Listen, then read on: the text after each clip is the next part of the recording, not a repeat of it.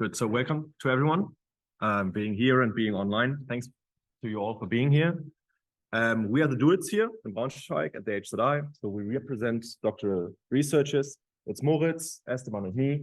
And we've organized this workshop together with the people from the Good Scientists. And without further ado, we want to start. And I'll give the word to Esteban to introduce you into the workshop. And then we get going. Thanks. So first of all, thanks all of you for being here. It's actually our first workshop live from the DoIts this year, apart from all the social activities that we have been carrying out. So something else than path crawling, finally. And yeah, so I would like to introduce a bit how did we get with the idea of preparing this workshop, which is called Engaging Early Career Scientists in Social Impact. So yeah, over several of our conversations with some of you, sometimes, yeah, you get the feeling that people don't know what's going on outside of science. So you feel disconnected from society. Yeah, and sometimes it turns to be like, yeah, you're generating a lot of papers and then you reach your H index factor, whatever, and then that's what professors care about. But some of you, yeah, may wonder like how you can really impact the society. How can you make or have a positive impact on people that are outside of science or research as we know it. And earlier this year, I met Elena in a conference in Wageningen. So Elena is right here. And while we were discussing, she said that she belongs or she has this initiative called the Good Scientist. And yeah, then I was like, cool. Yeah, that sounds interesting. So over the years, I was also sometimes participating in some initiatives like this.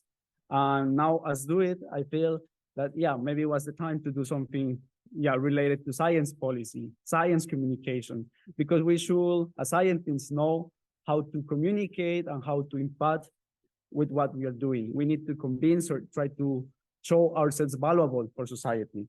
And therefore, we got in contact with Elena and Anton from the Good Scientists, which are here. And yeah, we start doing some brainstorming on what can we do? How can we show our students that there is a different avenue? So that research is more than just science and results, that we can actually do more. And that's why we are here today with the Good Scientists. So please come to the stage. So now Anton will introduce the Good Scientists. Yeah, then with this, we will give a start to our workshop. Thank you, Esteban. Good morning, everyone, and a warm welcome to the interdisciplinary workshop engaging the early career scientists and social impact. It's a pleasure to see all of you gathered here, both in person and online, for what promises to be an enlightening and inspiring day. My name is Anton.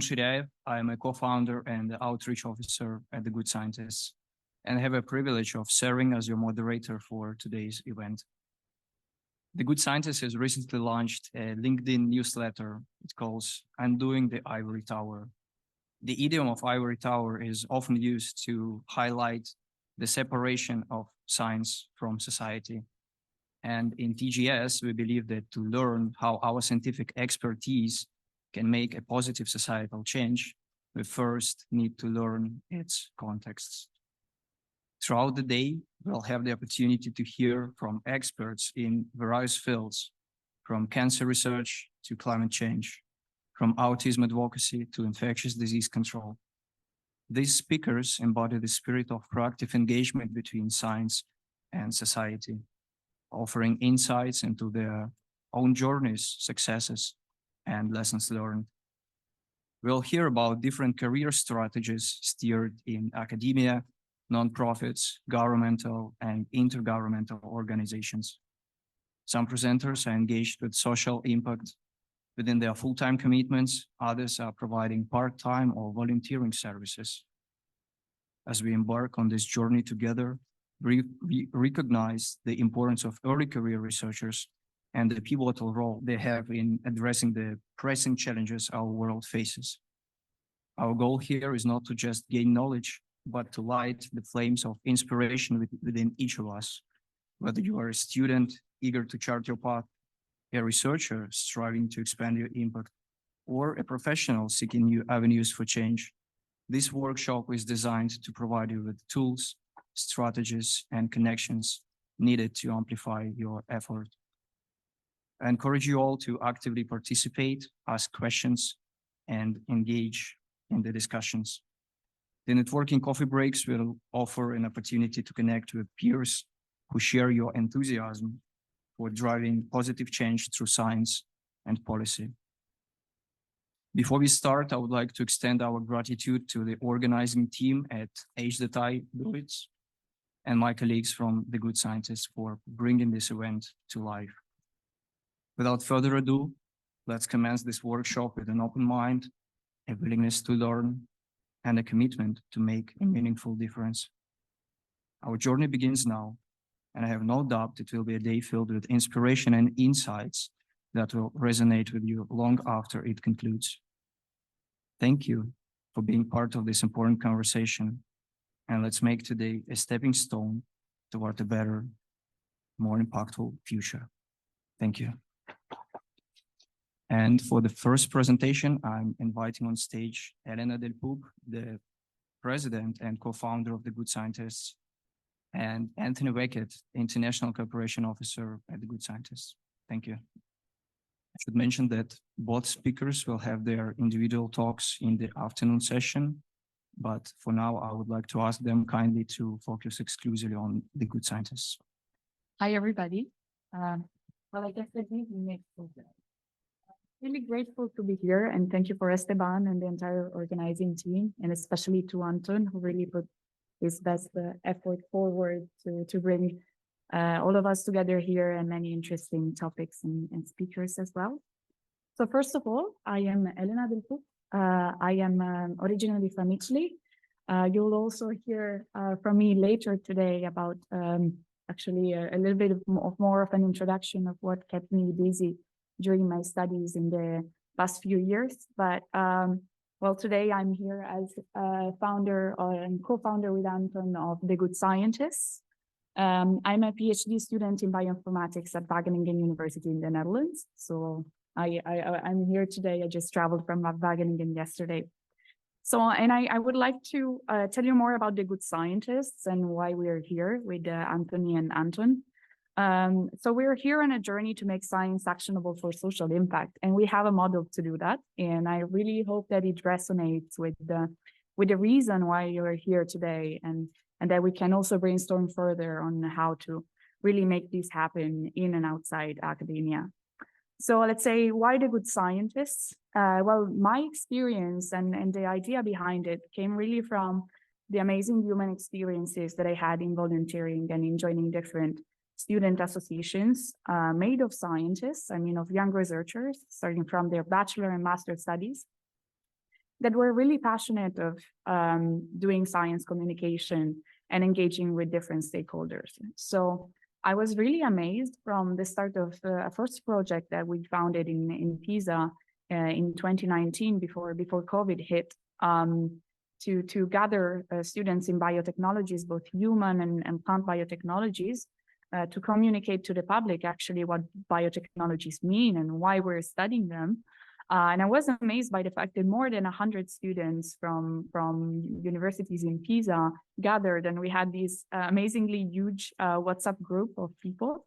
And so I started perceiving that actually in this generation, we want to do more, and we want to bring science outside the lab.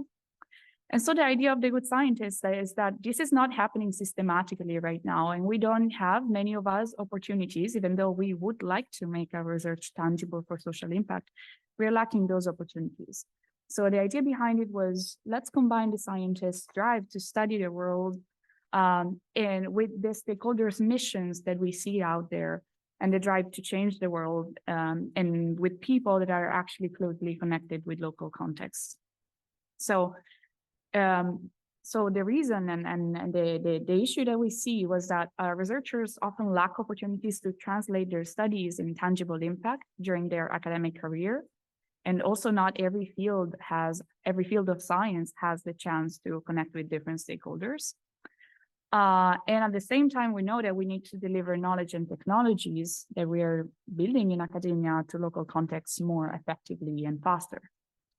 So this is why our solution is to bridge individual scientists with mission-driven stakeholders systematically across fields and career levels.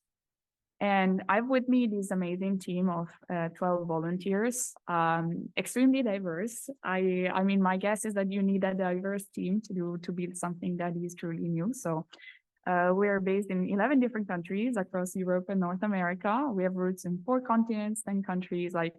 We're an extremely diverse team, and I have actually the privilege of knowing them, each one of them individually. So and how we want to do that? Well, we're busy building online tools. We really think that building something that systematically helps creating these matches and these connections to society is actually what's missing out there.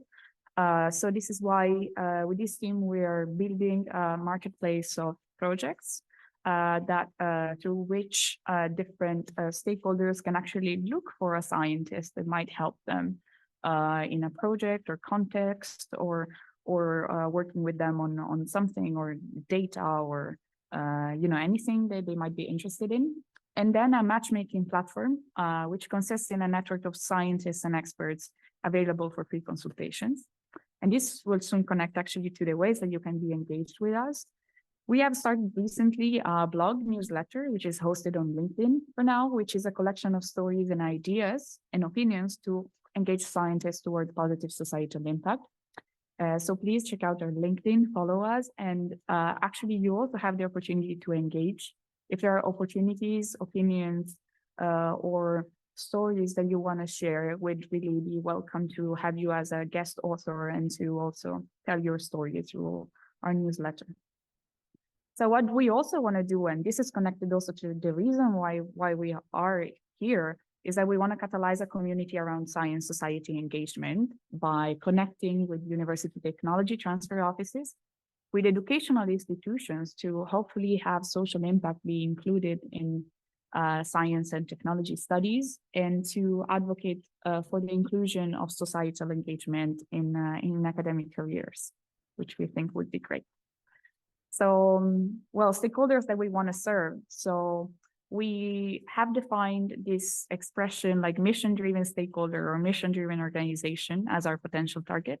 So we want to target regions of the world that are historically excluded from scientific investment and that lack access to science and scientists and their activities, volunteers, and really actually any citizen or group of citizens that wants to bring forward a local context and an issue. So, but how can you engage with us? Well, we have collected a series of opportunities in this QR code, so please scan it, or otherwise also check our website. But this provides a nice collection of what you can do. So you can either register as a good scientist to be involved in the online platforms that we are building and be part of the individual connection with these stakeholders. You can consider joining our team of volunteers. We have a few positions open. You can, if you are a stakeholder today and a mission-driven organization, you can submit as your project requests for looking for scientists, and you can submit your stories and opinions to be featured in our newsletter. So this is it. Here we have some of our partners and some of our social media. So thank you all again. I want to add that I'm really looking forward actually to learn from the speakers and also from the participants today about what you think about these topics. So thank you. Thank you, Elena. Since we have here Anthony, who is an international cooperation officer, I would like you to ask a question. What is an international cooperation officer at the Good Scientists? And how did you found this role since you are a biomedical student? Hey everyone, first, thanks for your question, Anton. So I'm Anthony. As Anton already mentioned, I'm a biomedical PhD student in my 3rd year. And basically, I started my role as an international cooperation officer maybe a month or two ago. And an international cooperation officer at TGS has the main role of basically finding out the NGOs or the mission-driven organizations, as you sometimes like to call them, because it's maybe sometimes more broader than just NGOs.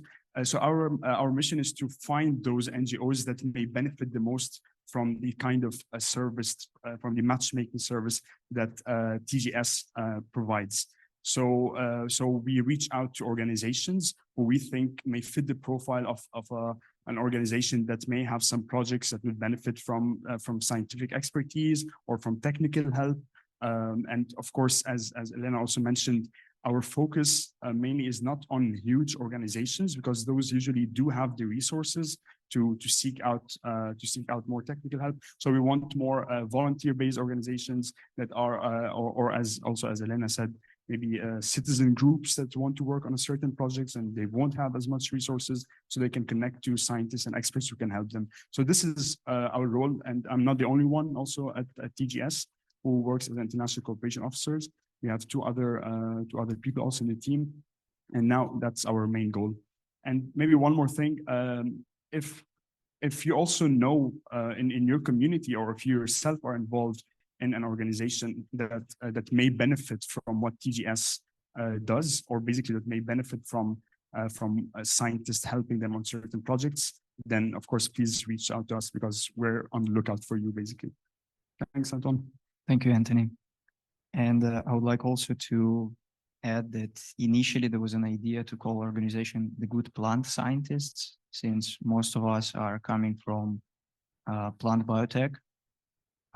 But then we decided not to be so exclusive, and we are very happy now that our team is so diverse. We have more members coming from the field of medicine, and we are also considering collaborating with the NGOs working in Global South in the field of public health and medicine. But we are also open to any discipline and you are operating in, so please reach out to us and we will find a way to collaborate. Thank you. And now it's time for questions. So we will encourage all of you to make it a little bit more dynamic, since we are not so many people. So yeah, feel comfortable to make questions and to interact with each other. So thank you. I'm not sure if it's a question. It's more about what I can share with from my perspective and my experience, because it looks like it's a pretty international organization. In my experience in Berlin, I'm from the Technical University in Berlin, and I'm also volunteering in different initiatives and projects. And if they have particular questions or research questions, it's a lot about decentralized and local and regional knowledge and know-how. How do you handle this? If, for example, there's an initiative based in a really small city somewhere in England or in Germany, because your range is really broad and international, how will you connect to these regional topics? Do you have plans for that? Do you want to have local partners, or it's also a recommendation at the same time? Yeah, thank you for the question. I mean, I think this provides a lot of information for brainstorming and things that we are also considering. So let's say that the model and what we want to achieve is really to fish like from local contexts globally, and to so connect people that have a deep knowledge of certain local contexts, to connect them with a scientist, you know. So in this case, the local people or like the local initiative will provide the knowledge of the context and the issue, and the scientist will hear from like the local knowledge and see how he can provide information that is useful to actually their requests. So we're looking at the issue. Also, I see from what I've seen of many of these projects, but yeah, I'm really looking forward to hear about your experience also, is that often also when there's a scientist working on something and they already might have an interest in a local context or already have a technology that they really are eager to use somewhere, then it's like the making the science actionable is actually pushed forward by the scientists. And we want to do something different and really like sort of sample from society what might be local contexts and groups of citizens that are really committed to an issue and are not connected with a scientist yet. So hopefully also in this ecosystem of collaborations that are already existing over there, like science shops who operate on a local level, also because of a governmental mandate of like creating value in the local ecosystem. So we hope to do something different and to build connections that might not have been built in with these other different models. Yeah, I don't know if this answers. And Yes, thank you. okay, thank you. I would like also to add something on this question. So the first LinkedIn article we released was about the difference between approach of small NGOs and big NGOs. And we are targeting especially small local NGOs because there is an evidence that they have more awareness about the problem they're facing with. If you imagine a huge organization based in Europe trying to solve some issue in some Africa, and we'll compare it with an initiative which was born in South Africa, we'll find that the local initiative is more familiar with challenges, with some cultural things. So we are trying to target small NGOs. The big challenge is to find them. And that's why we have 3 international cooperation officers to search for them. And also today in the afternoon session, we'll have the recorded talk of Italian NGO working with autism advocacy. And this organization was also born initially from the just a family who had a kid with autism. And we will see how the model develops if the problem was internal, comparing to the scenarios where huge organizations are searching where they can give help. Thank you. Thank you for the great talk. I was asking myself if you have maybe already like a success story of like this matchmaking process between an NGO and scientists, or is like TGS all like in the early stages? Yeah, no, thank you so much. So we definitely are at the early stages.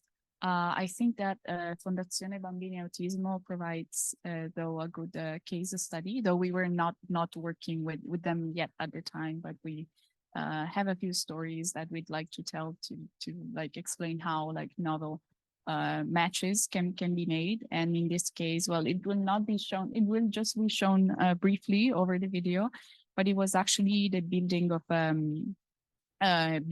a web app through which autistic children can look at like figures and videos and explanations on small like for instance on like how to perform a COVID test, so that they could already go through what is going to happen, and that will actually help them in the moment of being just knowing what's happening around them, and feeling more then empowered and safer.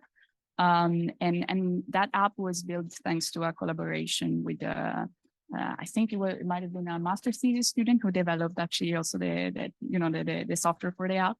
And so we really hope to do something there. We also had in the past, many of our volunteers were actually inspired by the idea because they have had experiences at the interface of the 2 roles. We had one of our former volunteers that was doing a PhD study that was founded by an NGO on a topic that they cared about. And so, so we are creating more on the online database. So we don't have a case study that from us. Not yet, but thank you for the question. Thank you. I have a question regarding the plan once you establish connection between an NGO and a scientist. Do you have a plan on tracking the progress that is done in that field? And do you have any guidelines, like ethical guidelines, or something that will make sure that the scientists and also the NGO are kind of protected and they have somebody to turn to if things go south? Absolutely. First part of the question was about, wait, if I remind me. No, the ethical guideline, then I can answer first the ethical guidelines part. Yes, we recently onboarded a person. He's going to be the communications officer. And so we are gathering guidelines on like how to make the communication between like the mission-driven organization and the scientists as inclusive as possible. Because we really want to build a new model of like communicating with, not communicating to. So we're actually something that is actually different from like how scientific communication is done and perceived right now, which is often like the scientist that tells something about their science and makes it nice and colorful. But actually we want to develop a new model where the scientist is first listening to the stakeholder and learning from the local context, and then they can answer their requests with what they know from their science. So these are the type of ethical guidelines that we are developing. So really to have a toolkit, mostly like to so that the scientists can know actually how to structure the communication in a way to really be as helpful as possible and to listen and answer the requests that are presented over there. So this is what we're doing from the ethical side. It was about tracking the progress of the project. Tracking. Maybe that's something that we also discussed recently about the role of a facilitator in the organization, right? So the idea is that once we have this matchmaking between the scientists or the scientist groups and the organization, there will be a facilitator from TGS that's following up on the communication that's happening and what kind of support is being offered. And that facilitator will be kind of the facilitator of the whole interaction, and will report back to TGS and like how things are going. And for us also, it makes it easier for us to sort of evaluate the outcome of the projects that they're working on, and to monitor how things are going and what can be improved. So there will be someone from TGS who will be following up on that, and that's the idea. But yeah, if you want to talk about Yeah, I absolutely. Yes, sorry, I forgot earlier. Right? Yeah, facilitator is an extremely good point. But not only will also like deliver surveys when a match is made. We'll give surveys to the NGO to know if they were actually able to implement the suggestions in their operations, and if they received the type of answer that they wanted. If there has been a follow up in I don't know, cooperation with the researcher, etc., and how useful it was. So yeah, we're going to be data analytics also in that to really maybe to show that our model works. So yeah, definitely we're collecting data. And also I'd like to add something about ethics. First of all, we are very happy that our international our communication officer has a background in social sciences, so she's not from STEM, and she's also responsible for developing ethical guidelines and choosing, let's say, red flags, both for scientists and for NGOs, that their knowledge should be applied in a way they imagine it. And we try to build a different model. So we offer our knowledge as a tool of service instead of advocating for any specific technology. Thank you. So can the good scientists as NGO try to access to this kind of information or impact on this? Well, I would say, so first, we want to build this model, but yeah, of course, we always, we have a claim that we're of course not responsible of the outcome of applying the suggestion, because like how could we? Yeah, of course, but we have a screening of the scientists beforehand. So like when you apply to our forums, then we evaluate also the motivation of participating in the platform and just engaging in the community, etc. So in that way, we assess more like the trustability of the person and the alignment of values. Yeah. I mean, you talk about, going, working with like local people and looking for the local context, and maybe there's some kind of funding when you go to like very kind of some, cities where there's some governmental initiatives, but they're not NGOs, right? Because you mentioned mostly that it's like you're matching like scientists with the NGOs, but not really mentioning about that. So just wondering. Absolutely. Yeah. Do you want to answer? The thing is that exactly like that's a very good question because that is something that we do discuss a lot internally, and that's why I said when I said NGO, I said like mission-driven organizations. That's something that we're more leaning into describing the kind of organization that we want to address or reach out to. But the thing about government organizations, like governments usually they do have resources, they do have research centers, they do have access to scientists, and the idea, and I would like to see also if Elena agrees, like our idea is to reach out to again to more local groups or to people who do not have to organizations that do want to work on projects but do not have the resources to reach out to expert help. So if there is maybe a government project that's collaborating with organizations and that has a mission that could benefit from help from scientists, then maybe that's something that one can look into. But our main goal is again, as we said, smaller organizations that have less resources and more local knowledge of local context. And Elena, if you have also Yeah, small governmental projects, it could be interesting also. But yeah, they can also act as a liaison with other local acts. So yes, we are also interested. All right, thank you for your questions. It's time to move to our next presentation. Thank you, Elena and Anton.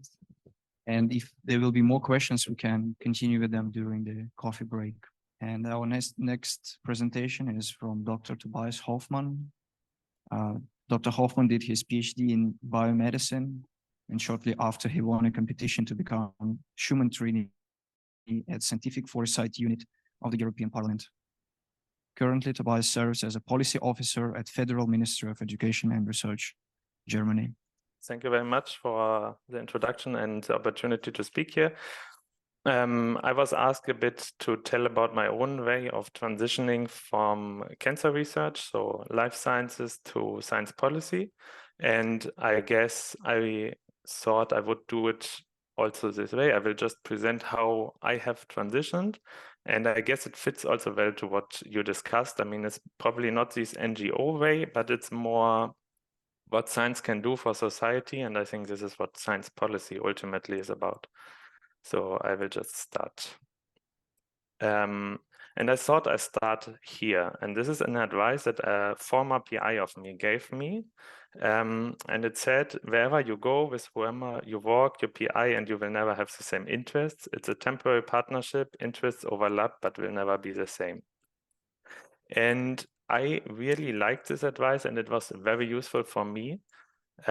Because in a way it comes down to this, right? You have your interests, your PI has your interests, your PhD time. I know there's also postdocs in the audience and maybe master students, but it applies equally. Your time in the lab, you have to share the same interests, but at some point you might want to do something a bit more different. And this is good to realize. And this is also a good starting point for my presentation, I think, because I realized at some point, okay, maybe I don't want to continue in academia. Maybe I see myself more in the political world. And then I wondered, how can I do that? And it's almost a cliche, but my path was obviously not a straight line, but like shaped many different positions and directions. So I started with a bachelor and master's in biochemistry in Halle an der Saale in Germany. I did my PhD in biomedicine in Barcelona at the Center for Genomic Regulation. And then, as being said, I was a Schumann trainee at the European Parliament. And now I work at the science in the science and innovation policy field at the Federal Ministry of Education and Research. And here I say that I just speak personally. I don't speak for my employee here and for now. But what I want to also stress is what was in between these positions. So I've marked this here in green. During my master's, I was well, journalist is maybe even too much, but I have written articles for the student magazines. And I don't get this traineeship at the European Parliament if I don't do that, because here I needed to write articles and they wanted to see that I had done this also to an audience that was not purely scientific. I did an internship in Cambridge, which led to the fact that I could get this PhD position, but also here I met this PI that gave the advice to me that I shared at the beginning. Between the PhD and the EU traineeship, I did a summer school in science diplomacy, which was my first exposure to science policy. It was the first view where I could see, okay, you can do something else with science than standing in the lab. And between the traineeship and my position now, I was also a project, or I was doing project management at HDEA, which is an institution inside the European Union. And this is really more or less where many grants go and get evaluated, and people will decide, okay, are you getting the grant or not? And why I want to stress it is because I think in all what we talk about, when we talk about outreach, we have to keep in mind that many different things we do out of interests will come in together, and you don't need to do something specifically for a specific reason, but you can always see, okay, how can it be useful later on? For example, the journalist time I did because it was fun, not because I wanted to become a trainee later on. Or the science diplomacy I did because it was interesting, not because I thought I would end up at the ministry. But maybe why science policy? Because this is a bit also what I think we are talking about here today. And I think, as I said before, it's just science, but maybe thought a bit differently. Maybe you can think about it as science policy ultimately will enable science, because I mean, most simple example, science policy will decide where funding will go, where next, I mean, if the actual government has a certain agenda, it will push that this is being more investigated. But also, from a more basic point of view, everything that starts in the lab and comes to society needs to get into society. All the politics that are around enabling startups, enabling NGOs to use the science to reach out is all science policy, because it needs a structure that allows this to grow. But also I want to stress something, in my opinion, very important is that even if you continue in academia, to know science policy or how science policy works is extremely useful. I said before, to understand how grants work, what are the next ideas of politics about science, but also in our times, I believe that science becomes much more relevant in politics. We have seen this in COVID. We will see this in climate change, I believe. And we need to understand that politics or policy works a bit differently to science and thinks a bit differently. And if you have a view, you might be a better expert later on to help society to tackle these problems. I want to recommend this paper here. I just put it here. I think the talk will be recorded. You can later check it out, but I really like it because it stresses what I said just now. You need to understand how science policy works, and then you can speed the scientific process. And throughout the talk, I will just highlight different papers or books or links or newsletters. So I think that it can be very useful later on if you're interested to check them out more in detail. I will not speak too much about them and what they are talking about. I focus more on my experiences, and then we can discuss later. I also think that science policy is a good opportunity. There's more and more talk about evidence-based policy, which is exactly what we are good at as scientists. We know evidence is important, and we know how to deal with big data, big numbers, and to translate them fast into useful information. And I think there's more and more opportunities in this field coming up. Classically, a policy officer would be a lawyer or maybe an economist, but nowadays it's more and more open to more professions. Also, I think this connects to the point before, the world is changing, the field is changing. Highlight this book. I haven't finished reading it, but I liked the first part a lot. The subtitle is Rethinking the Science, Economics, and Diplomacy of Climate Change.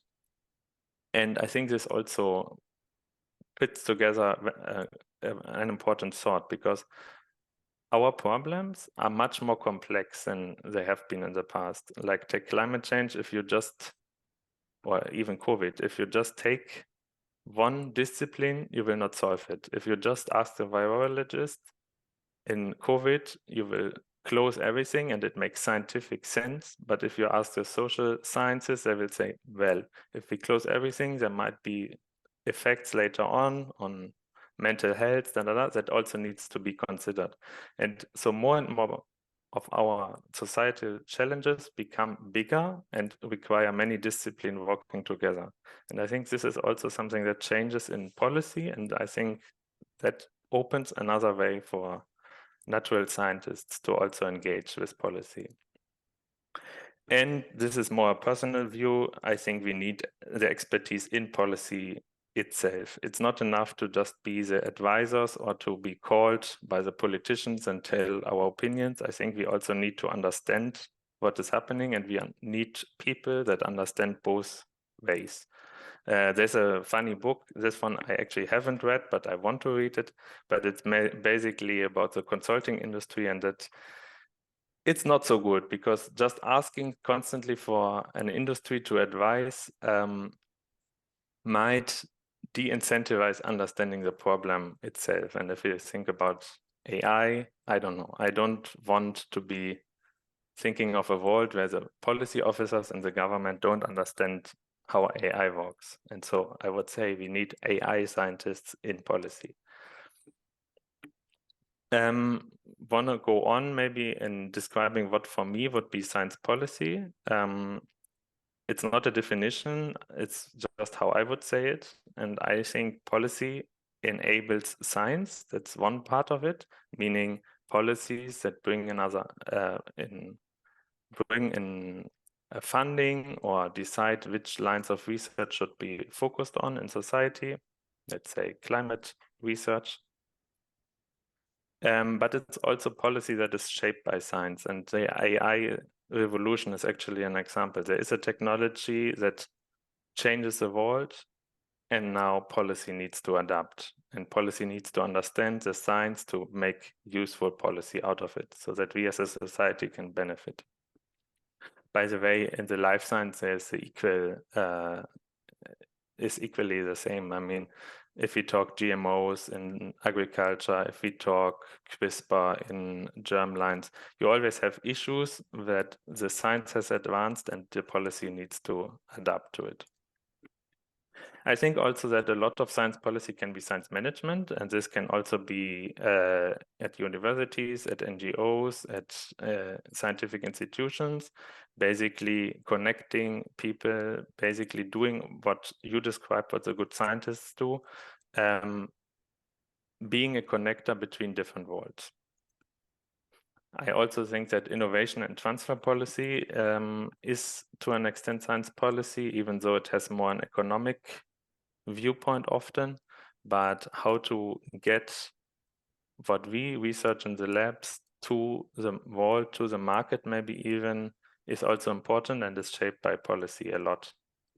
If you think about enabling an ecosystem where startups can thrive, this needs to be done by policy. And very quickly, I wouldn't talk about this more, but it also can be science advice and science diplomacy, both disciplines that I really like and I'm also very much interested in, which is how do you give effective advice to policymakers as a scientist, and how can you use science in diplomacy to maybe create agreements that were for not the place. Just as an example, in the climate research, you need this a lot, right? If you want to come to an agreement that all the governments agree on worldwide, you need kind of science-informed diplomacy, and it's a very delicate discussion because science will always have different language in a way. It's also based on the facts. And I think in one question earlier mentioned this already. When a policymaker thinks, when a diplomat thinks, they think about what is possible. And when a scientist thinks, it's like what should be done. And if they don't understand each other, and when they don't understand that they both think differently, we have a problem, because then we are diverging in a way. So I think it's also a very interesting field to be the translator between the different disciplines. I also want to say that it can be also pure project management and project funding. Just to not make a wrong impression, I mean, you can also do science policy by deciding which project gets money, which project doesn't, and this is more on a basis that you evaluate the proposals or you organize the review process.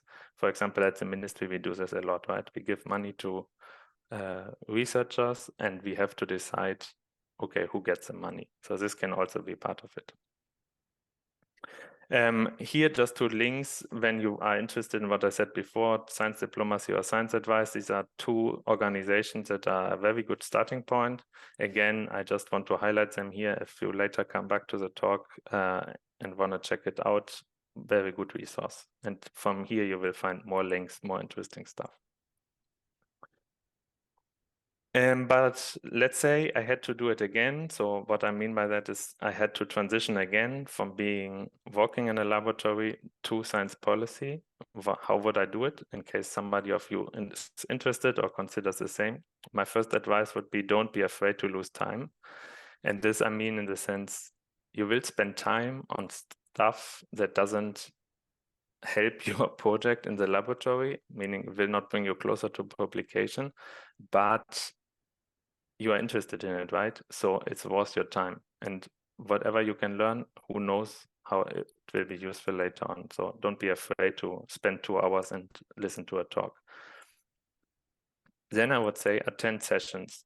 I have highlighted here some organizations that do often online sessions like this one, where you can join online. Science for Policy at the European Union. There's a lot of resources. If you just type in Science for Policy, you will find a lot.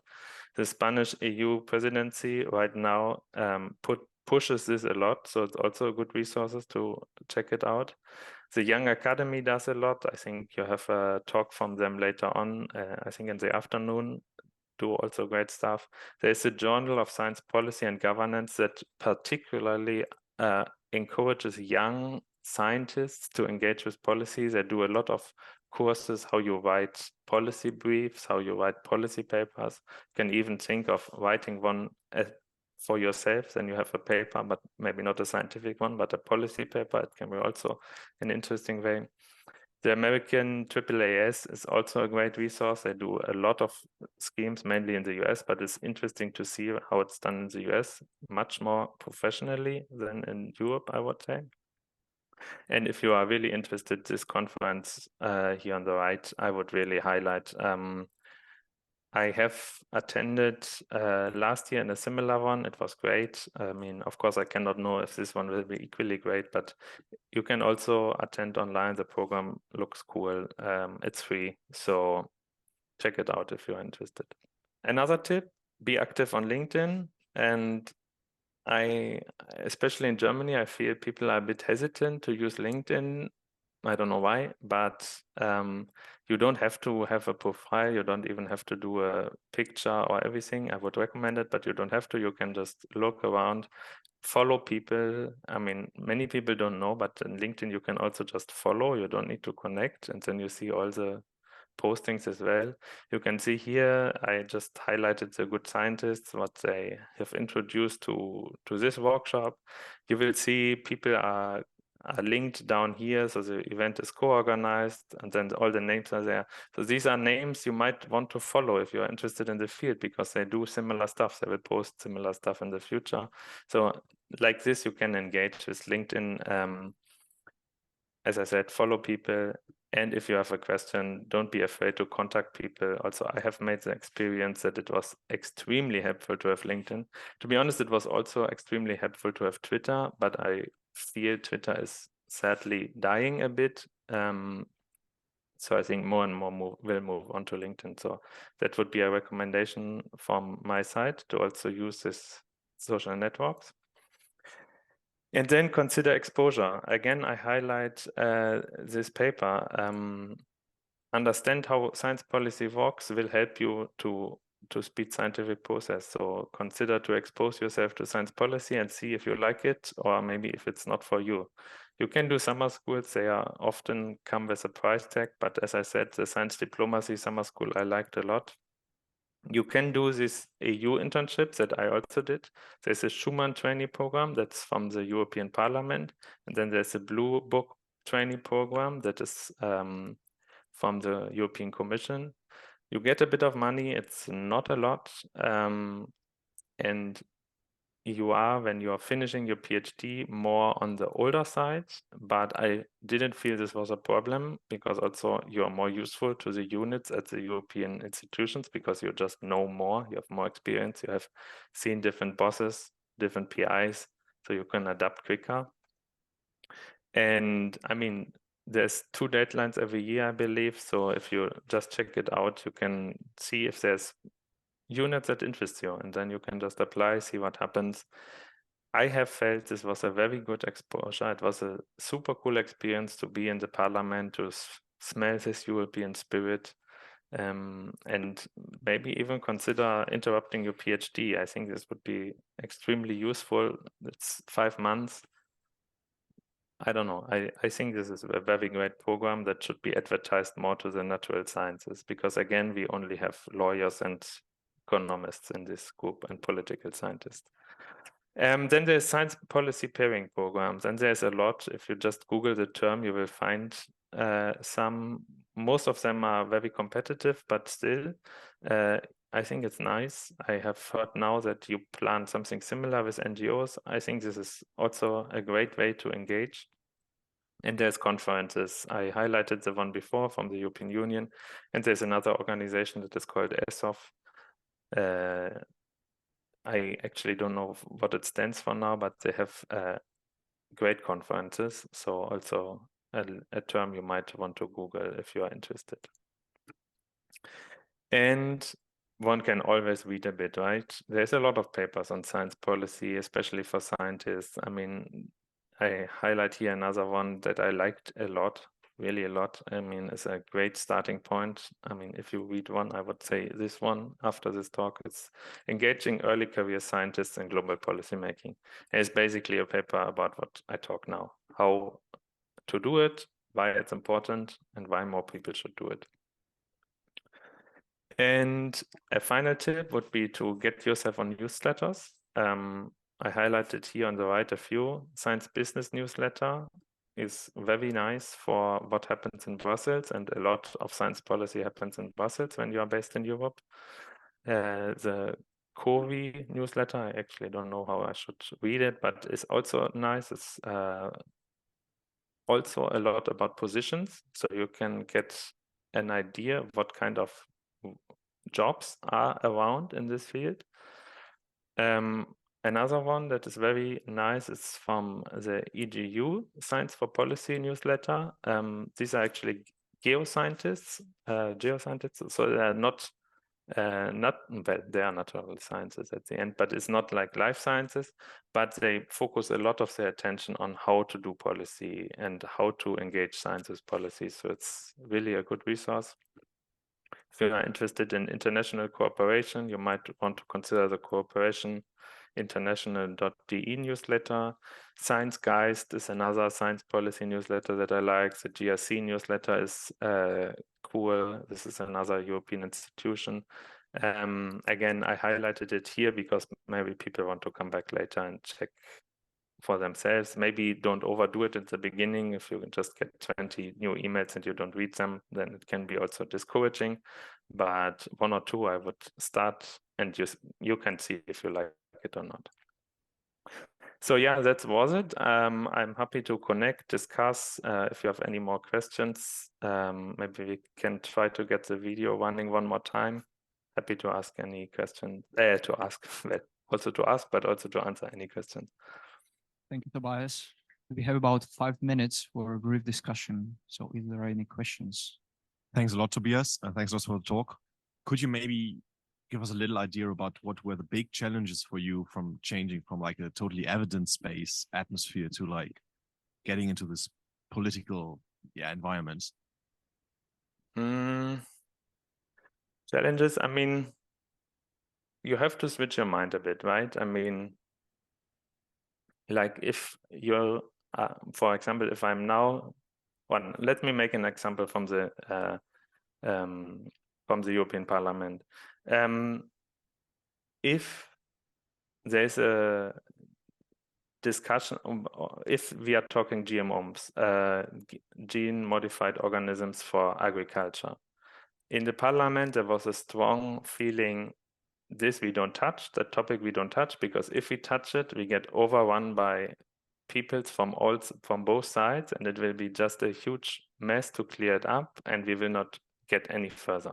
So you have to kind of accept, okay, I cannot do something now on gene-modified organisms. I have to be patient until this comes on the agenda again, and then maybe there's a way to do it. I cannot do it by myself because I think it's important. It might be frustrating from a scientific point of view because you might have the opinion, okay, this is just so useful, we should use it.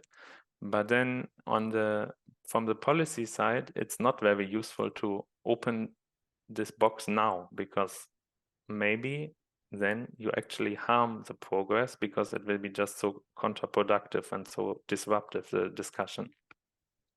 So this is an example where I would stress how it's important that the policymakers are not stupid to not open it or to not want to touch it. They just have a different viewpoint, and they might be like, yeah, no, tactically not smart right now, or doesn't benefit us right now. This can be a challenge, I think, for scientists. There's a lot of literature also around this, but I would think this is one of the most. And if you're asking more from a career point of view, it's a bit of a hard transition in some senses because you need to open yourself to new job profiles. So I feel it's not at the end, you need to find a job, right? And it can be frustrating at times to really find something that feeds you and is interesting.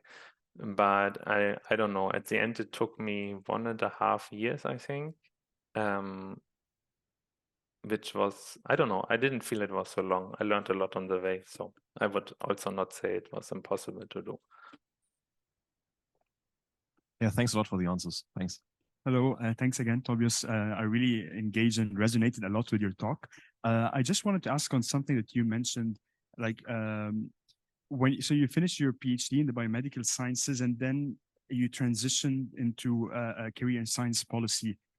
And this transition, like, I feel like it requires a sort of bravery or courage to advertise yourself as someone who wants to go into that field, because did you have the concern that it could have scared away other research positions, for example? Like, that's a concern that I have. Like, can I be open about my interest in something outside of academia without kind of scaring away other possibilities in case I could not find something in science policy, for example? Do you know what I mean? Like, did you have this concern, and do you have advice for people who may be in such positions? I think I should put in a disclaimer here that for me, it was very clear that I mean, my PhD was great, but it didn't produce this super great paper that then leads to the next academic. I mean, I would have found a postdoc, but then it would have been difficult to continue, I think.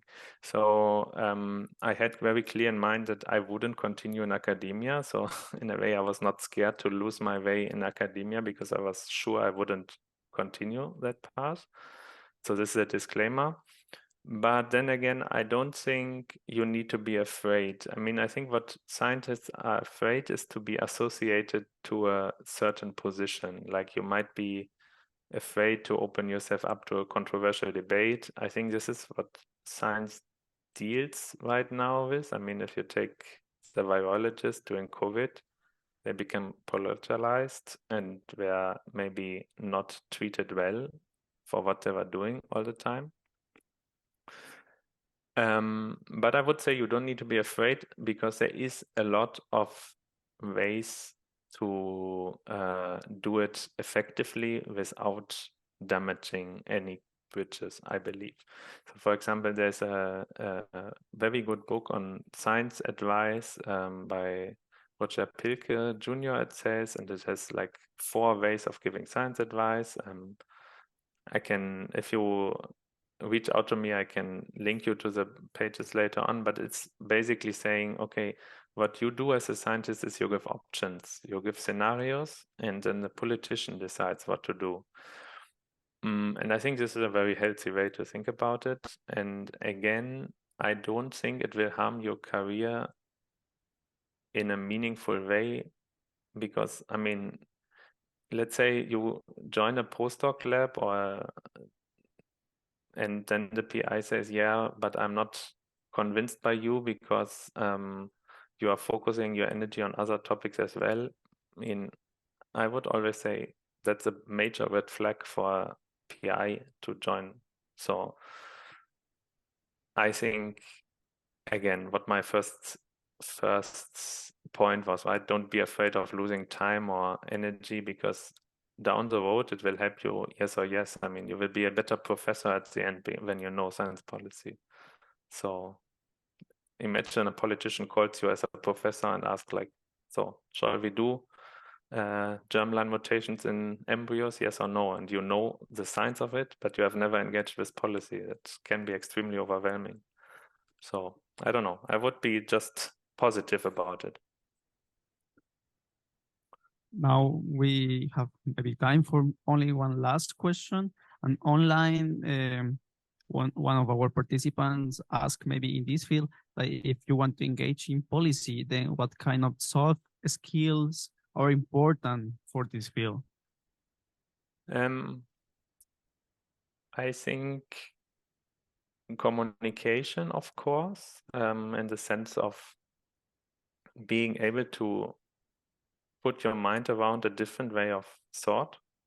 As I said before, a policymaker might be, if you tell something to a policymaker, the policymaker might be thinking, okay, how can I use it? How will my electorate react to it? Will the media be interested in it? So very intelligent thoughts, very fast behind, but not about, is it correct or not? And that can be for a scientist frustrating, but if you think about it and you anticipate this reaction, you can also shape the way you say your science. So I think you need to be open for this, and this you learn, I believe, if you engage with other communities. So let's say the good scientists, you will, if you continue your path, you will engage with a lot of NGOs, maybe with governments and so on. So you will be exposed to a lot of different way of thoughts. So I think this is soft skills you can get to. Maybe another one is to be, is it a soft skill? I don't know. To be interested also in politics, I think helps. And I don't know. I mean, it's maybe not really a soft skill, more an interest. What I found also useful was I did during the PhD a lot of classes we had these interval courses where we could acquire soft skills, and we had a lot in speech, in giving our message effectively. All these things can be good, I think. So yeah, communication basically. Thank you, Tobias. It's been the concluding question, and it was very nice to hear the reference of the honest broker, because in The Good Scientist, we took a lot of inspiration from this wonderful book by Pilke.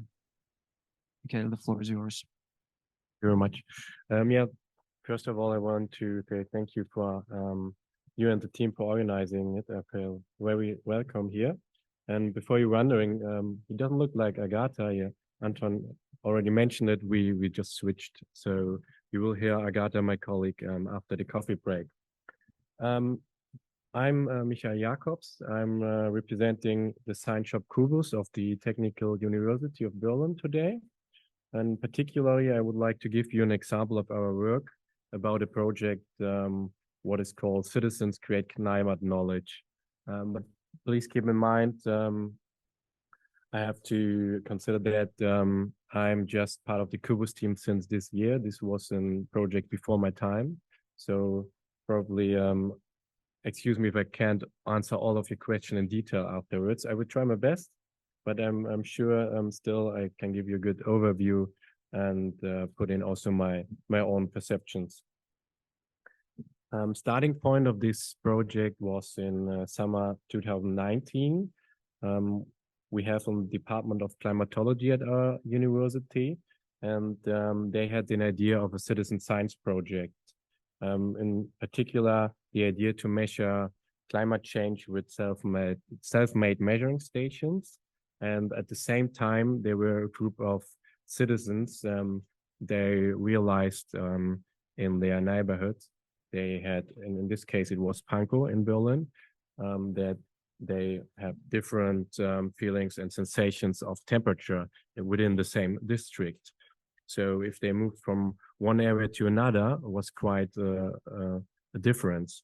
So when they asked themselves, how can we check our personal and subjective impression check our hypothesis about this topic, then, for example, if you have more trees in the environment or something else, water, whatever, that you have different temperatures. And so that was the starting point how two ideas merged, and where also Kubus comes into play. Before you ask yourself what is Kubus and what is a science shop, I will refer to this in the next slide. So there was a project born. It was called, or it is called, Citizens Create Climate Knowledge. So citizens came together with this department of climatology for the reason to check those hypotheses and build those measuring stations. I mentioned before the name of science shop and Kubus. What is a science shop? A science shop is a pretty old idea from the 70s, when there was kind of pressure on the gates, on the universities to open their gates for participatory research, and especially to do research together with citizens. So since then, you have different science shops all over the world, and Kubus is the science shop in Berlin. What is the idea behind? The idea is that we have an intermediary, or you call it also a facilitator in the lecture before from Anton, who is particularly in charge to connect citizens and also scientific actors. And our main job is to do cultural translation. What does it mean to do cultural translation? I will make this clear on the example of the Citizens Create Climate Knowledge. Next slide. The underlying question of the Citizens Create Climate Knowledge project was how are urban climate hotspots identified? How does air humidity affect fine dust pollution? Those were the question from the side of the scientists. But we also, of course, have the citizens, and they probably have a completely different understanding and also a different question they would like to bring in. So what Kubus is doing is to connect those different actors and to see what questions are coming from the citizens, especially those questions were more connected to everyday life and citizens' concerns about climate change. So this means also concerns, worries, and fears. And what Kubus is doing is to bring in their perspectives as well, and to encounter those actors on an eye level. What does it mean on an eye level? I will come back to this also from a critical perspective later on. In this case, particular about the Citizen Create Climate Knowledge, it is important to say that relevant climate urban data cannot be obtained without the co-creational transformative interaction of civil society and science. What does it mean? It's about not just classical data, but also about subjective perceptions, like I mentioned on the first slide, that they have quite different impressions about the temperature in their neighborhood. So what is Kubus doing in all these projects and in detail? Kubus brings, first of all, different actors together and different stakeholders. In this case, it was a repair cafe in the neighborhood, because it was an old project of design shop to build this repair cafe, and it was perfect to build those measurement stations. And also they needed, of course, places where they can hang their measurement stations to measure the climate. So they used a garden colony and also some parks. And Kubus were bringing all of them together, and different expertises, and also create the research design in collaboration with the different stakeholders. So in this repair cafe, what happened was that they developed different types of simple measuring stations together with the citizens in this do-it-yourself mindset. And then they hung them up in those mentioned places. And on the end, they discussed the results, and especially from the perspective of the citizens. So they asked themselves, what can we do? So we, the citizens, in response to those results, what can we do in our neighborhood to have a positive impact on climate and also on air pollution? For example, planting more trees, and also have an influence on all urban planning, for example, get in contact with local authorities. What you can see here, that's it's the repair cafe, where different citizens and scientists came together to build these measurement stations in a co-creative process. And what I would like to give you, or my opinion here, what is important about is that laboratory work not only requires scientific know-how, but also manual skills. And this is an important fact if you do a project regarding to citizen science, that you bring up, or that you also combine different skills and know-how. But also to give you some theoretical insight besides the practical experiences. That's what I would like to show on this slide. If you want to analyze social impact and innovation, you can use 3 different dimensions. I use them for particularly the Citizens Create Climate Knowledge project. So you have the content or the aim. In this case, there was the issue of limited urban climate data. And on the at the same hand, they wanted to understand those cooling effects in different urban areas, and to identify urban climate hotspots like the citizens found out. And another aim, I put this in brackets, cooperation of different actors, raised awareness and increased the pressure on local authorities to take action. I put this into brackets because this is probably an idealized aim, because in the end, the project failed because of administrative obstacles they didn't had in mind before. So you also have always to keep in mind, even if you have a good idea and if you have a good team, it can always fail due to administrative obstacle you haven't been in mind before. Another dimension is the process for the social impact. In this case, based on the recommendations of those volunteers who found out the different temperatures, they they provided scientific evidence for climate differences. And they also came together in a repair cafe to experiment with different stations in this do-it-yourself environment. And on the other side, you also have had an impact, in this case, empowerment, because because of the public understanding and interest in air pollution has increased, because you discussed this, or they discussed the topic also with citizens, and they came out of this academic bubble. And another point is that the citizens' response to those results, after they had the results, they could particularly found those locations where it's important for planting and to change the climate. And on the other hand, they created at least some pressure on the city council for this topic at all.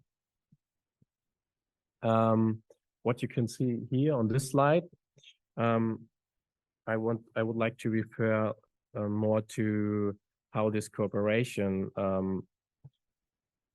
is how this cooperation is in theory. So you have those two different stakeholders. You have the scientists and you have the citizens, and the science shop now brings them together in a reflective level on the beginning. That means you also create the research question together with the citizens, not the scientist is bringing in a research question, but also considering social concerns of the citizens, what I mentioned also before. And then they create together a common criteria to measure the results. And so on, the process is ongoing till they have the results. They also come again together to reflect them in a common process. But what I would like to mention here, of course, it's a very simplified model. It's really linear, and in reality it's far more complex due to different dynamics and interdependencies. So I would also refer to what Anton and Elena and also Tobias Hoffmann said before, that of course we live in a society and we have an environment with what is influencing the common work too. So you just not have those different stakeholders, in this case the citizens and the scientific workers. You also have other stakeholders, so you can compare it more to, I use the metaphor here for an organism. So an organism change together in a reciprocal relationship. And this principle, or this perspective, as a systemic perspective, you can also add to a citizen science project. So you have a society as a living system. That means society is in a collective response to its environment, and it must adapt to environmental changes. So that means you have different stakeholders. They have different needs, different beliefs, and different resources. You have a changing environment. And if you're interested in this topic, in the systemic perspective, I strongly would like to suggest the text of Bruno Latour, a philosopher and sociologist, who's really going deep into this topic. If we now go back to the work of Science Shop Kuros, what does it mean if we have this systemic perspective like an organism? In this case, we can say life adapts to circumstances, and at the same time, the circumstances are changed by life. So in this case, life, you can see our academic work and the circumstances who are changing. You can, for example, take a look on the scientist or the citizen. In the case of the scientist, of course, scientists are under pressure because they have to publish peer-reviewed publications for their career. So especially when we talked on the beginning of this encounter on eye level, is there really an eye level if you are in competition to also other scientists? but you have also different interests and needs on the side of the citizen. And citizens, for example, or you have in the citizen science project, you have a high demand on data quality. But the question is, can non-experts fulfill this high demand on data quality? Or you have citizens in the team with different beliefs. Worst case, for example, you have someone who does not believe in climate change. So that's what I mean with different circumstances who also influencing a citizen science project you have to keep in mind. And that's particular one task of a science shop, to be as an intermediary between those different stakeholders. You can also call it an interface or whatever, to handle those different perspectives and different needs and demands.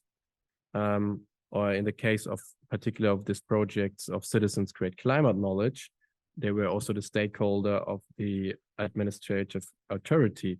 So we had the city council who had those legal requirements who blocked those projects. So please have in mind, if you do a citizen science project or whatever together with citizens, and different stakeholders, have in mind that you have different conditions and circumstances. Yeah, thank you very much. I have here some book recommendations as well on the end of the presentation. I don't know if we share those presentations afterwards. I can strongly advise Bruno Latour if you would like to go deeper into this systemic view of working together with citizens and other stakeholders. Thank you. Thank you. And we have time for a couple of questions. I have a question regarding how to move forward or the lessons learned from the previous project. You mentioned that the project goal was not reached because there was some miscommunication or some administrative problems. And I would like to ask, how do you approach new projects now? Is there any way how to improve it? Yeah, a good question. So what I'm trying to say before is that there are always some circumstances you cannot know before, but what you could do in this, so you need a kind of an intermediary between those different stakeholders to bring them together, to ask from the beginning about different perspectives, different needs, and also different criteria. So if we had asked, for example, the local authority before, can we just hang up those measurement stations and to get in contact and to go in communication, we probably could avoid it better. So that's why it's so important to have someone who is between those different stakeholders and brings them together, in my opinion. And what we have learned about, it's hard to say from my perspective because I'm just started this summer as part of the Kubus team. But what I've learned so far, from those experience from my colleagues before, is to go in a direct and clear communication and in contact directly on the beginning, and to make clear what are the demands, what are the needs, and everything. Yeah. Hi. First, a great presentation. I mean, I learned a lot. I was wondering before actually scientists and civil society organizations co-create the research question, how do they find each other? Like, are you also acting as an intermediary there? And where do you look for that? Yeah. That's a good question, because to give you some background, we had a strategic workshop I was organizing about, because science shops is kind of a dying concept, unfortunately. But I organized a strategic workshop with the idea, which direction can Kubus go? And I had this idealistic point of view on the beginning. We need to have more contact points between civil society and university, and we need to have a better website that they can contact us. But I also found out it is a lot of connection and networking that my colleagues did before. So you have to be in contact with NGOs or citizens to your work, like from workshops or other networking events, because just having better contact points on a website, and then there are a lot of questions are coming, the question is, can you handle all of this?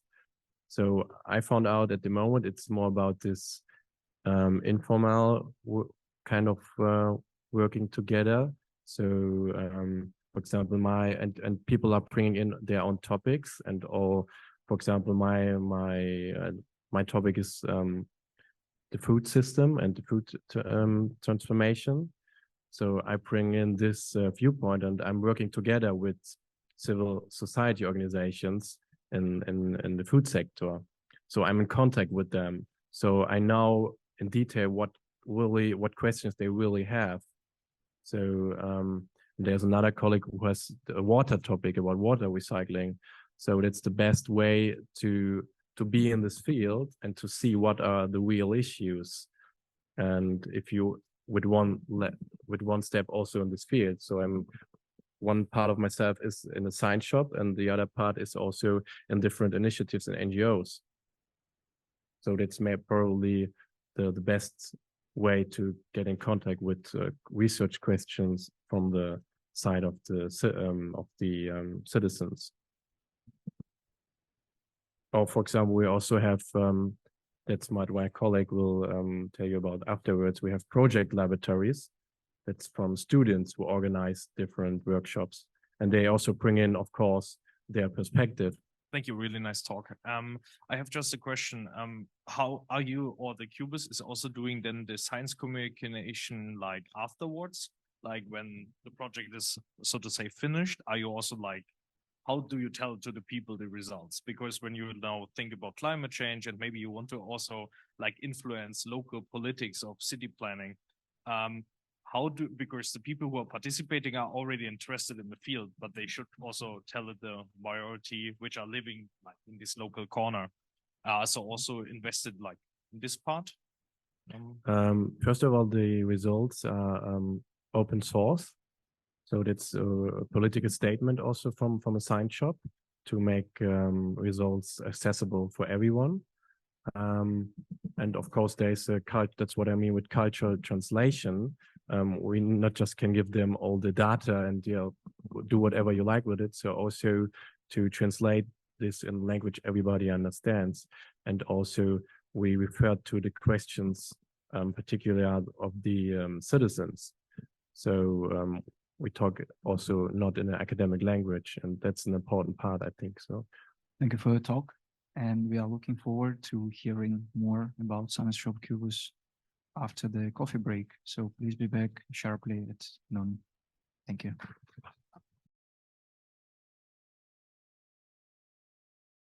She's dedicated herself to a just energy transition, underpinned by her active involvement in numerous academic and field initiatives. After teaching at Technical University Berlin, she now supports tutors in designing and offering their own projects. She is a strong advocate for self-organized student-led initiatives, believing they not only enhance learning, but also foster emancipatory process. Her mission is to inspire students to recognize their agency and work towards a sustainable, inclusive future. Yeah, thank you very much for the introduction, and thank you very much for the workshop. I like it a lot. It's well organized, so I appreciate it. Yeah, I will introduce you to an alternative way of teaching that was established at the Technical University of Berlin, named the Project Laboratories. Yeah, so the full name, Project Laboratories, is a short name. The full name is Project Labs for Socially and Ecologically Useful Thinking and Acting. And it's a student-organized courses at the Technical University of Berlin. And it started in the 80s. It started because students were unhappy with the way of teaching. They wanted to try out new things, and they started to demonstrate and went on a strike. And they established initiatives where the students teach students, and they learn from each other. It's still at the Technical University Berlin, so many years. It's well established now. We do it in cooperation with actors from outside the university and often with a practical orientation. But it always has an interdisciplinary approach. So every kind of students from different fields are always welcome. It takes usually 2 years. So one project takes 2 years, and we have currently 21 projects in parallel. But how does it work? So students have an idea, and they design their project, they write a proposal and a concept for the teaching committee. I give them feedback, I support them, and ask many questions. It's always important to ask many questions.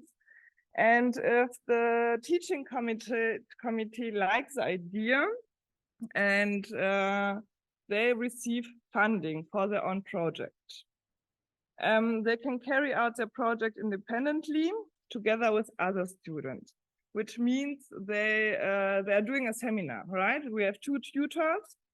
They get funding for 2 tutor positions, 40 hours a month for the 2 years I already mentioned. They get budget for material, and they give lectures. They do seminars. Usually 20 to 30 students are attending the lectures of the two tutors with the idea. And they get also support from the Technical University department. They get also support by the science shop Kubus, which Michael already introduced you to. And then they can start their own project. But what they're actually doing. So to start their own project, it needs a lot of different approaches, right? They do their own seminar, so they have to teach, they have to involve the other students in their project idea. So of course, they need to plan a lot, to discuss a lot, to communicate with each other and with the students. They are learning a lot about stakeholder interests. They need to understand different perspectives and so on. So it's a big task for students. And this freedom that we give to the students have also some boundaries, right? So the student self-organization is restricted by the will and ability of the supervising professors to give up control. So every project lab can decide to which faculty they want to cooperate. And there's always a professor for one student lab, right, who is responsible. We advise the professors to give the students the freedom to do their own project, but of course you never know what the professors do in the end. There are bureaucratic processes at the TU that makes it sometimes hard for the students. For example, the registration process for the module and counting of the project budget. They need to teach, and it can be quite hard to already teach, right? And they need to motivate the participants. They have very small budget for materials, so they need to find other solutions if they want to do something bigger and find other funding.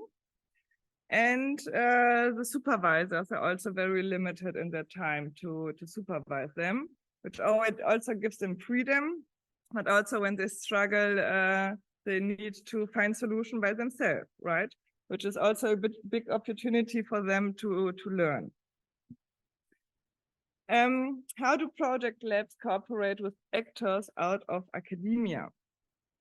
So we have different project labs, like it started in the 80s, right? So we already had a lot of them. And here I have some examples for the Denk- and Aktionslabor Stadt und Land. So it was a cooperation with civil society and community in Luckenwalde in Germany on issues of mobility and the connection between medium-sized cities and metropolis. Then we had the Creative Biogas Lab So they wanted to build a microbiogas plant in Berlin. And there was, for example, the project mapping a tour house, and it was also in cooperation with an association, also in Berlin at an old airport. But why are project laboratories so important? I mean, the students have the freedom to do their own idea. They can put their intrinsic motivation into practice because all of the students have some ideas. So we give them the freedom to work on these ideas and also include other students. But also the Technical University of Berlin has benefits. They get new impulses for teaching and research, new young perspective, enabling participation, opening up a new practical context for research, promoting also young researchers, opening up the university to the city. But also cooperation partners outside the university benefit of it. The interface, they have connection to the university, they establish personal contacts, support in solving concrete tasks or problems, and opening up science as a resource. The students also benefit. They get experience in project work in interdisciplinary teams. They can develop learning and research fields based on their own interests, and they experience their own possibilities for co-design. And also the tutors, the initiators of project workshop benefit because they get the first experience in teaching and research, develop their own questions, implement their own ideas. They need self-awareness, and also they get to know that their power to act. Here I have some examples of project laboratories. Some of them are still running. We had one that was dealing with old satellites, because at the TU Berlin we had older ones that were not used anymore. So the students had the idea to recycle them and still use them. So yeah, students worked on that. We had the Pilzwerkstatt. So they worked with fungus and wanted to do research how fungus could be used, for example, for building materials. We had a team that called themselves Raumcast. It was a podcast on public spaces. So they went through the city, had contact with different stakeholders, and did a podcast how public space could be used. And for example, the second-hand mobility. So there was a team that used old motorcycles and transformed it into electric ones. Yeah, we had, as I mentioned before, we had many different project laboratories. And there was also one which is well established now. So the purpose is always they can try themselves out for 2 years. And when it's going well, when the faculty likes a project, the university likes a project, we support them to continue to have a full lecture on the faculty. And one of the project laboratories was also the energy seminar at the TU Berlin. It started in the late 70s, so before the actual project laboratories. It was the start was similar to the project laboratories. Our university wanted to build a nuclear power plant to learn on it. And the students were not so happy about it and started to strike and to demonstrate and said, we need an alternative way of teaching. We need also alternative input. So they wanted to do their own lectures on renewable energies, on the society, and how science is dealing with different approaches. Yeah, so it was also a student organized seminar on renewable energies, environment and society.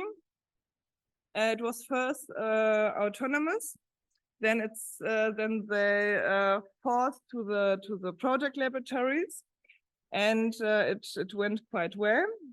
And since 2002, it's integrated in the Department for Mechanical and Engineering and Energy Power Plant Engineering. So it's well established at the university now. The core principles are on the didactic concept are self-organization, self-responsibility, consent, learning by teaching, using different methods, reflection of hierarchies, privileges and discrimination. It is a slightly different approach in the product laboratories, because in the product laboratories, we have 2 students that have one idea. And when the idea is good, they get funding for 2 years for the two tutors, right? The energy seminar is working quite different. They are working in a plenary. So they have 2 scientific staff with 20 hours a week and 6 to 8 student tutors.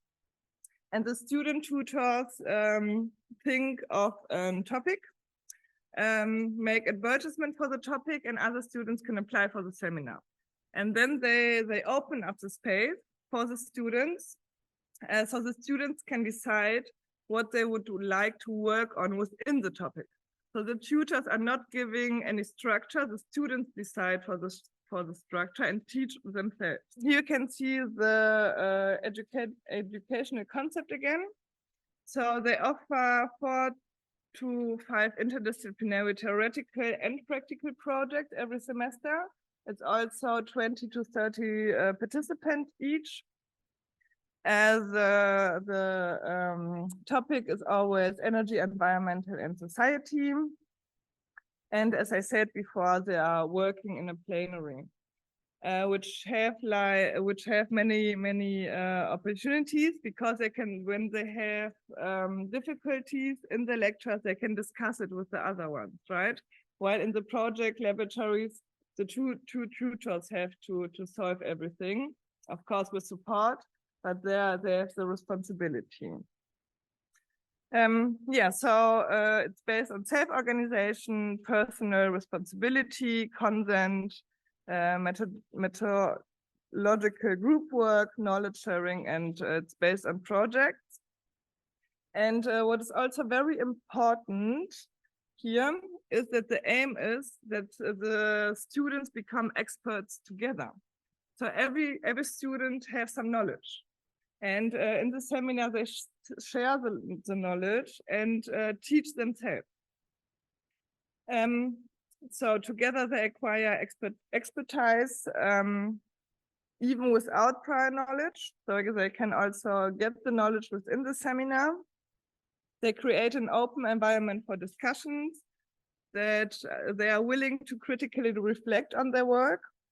The approach is scientific and based on evidence. They strive to embody respectful, sensitive, and non-discriminatory behavior. And in the end of the semester, they have a jointly developed output.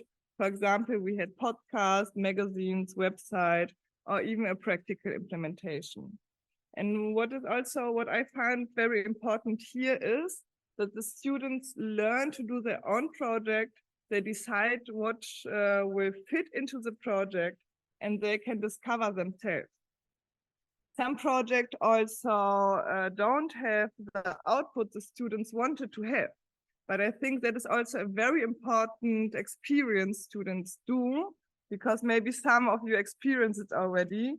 Not every project is going how we are planning to finalize it, right?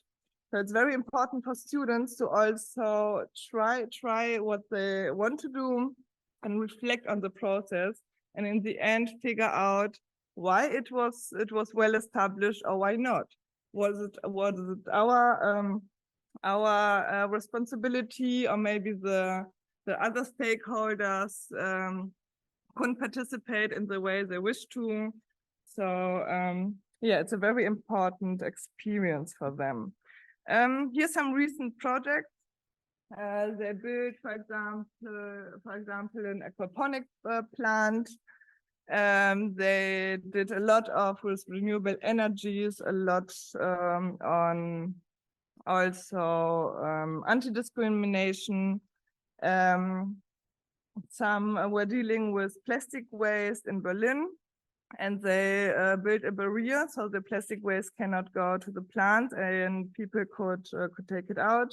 And they also did a lot of urban development. So let me come to a short conclusion. Research and especially the development of sustainable technologies are based on courageous questions, initiative, and freedom. Recognizing, using, and actively shaping must be learned. Student-organized teaching is a huge possibility to learn how to deal with freedom, how to balance tensions, and how to benefit from cooperation with others. When students choose their own topic, these topics are usually linked to the real-life experience outside university. It creates an intrinsic motivation and often involves other civil actors.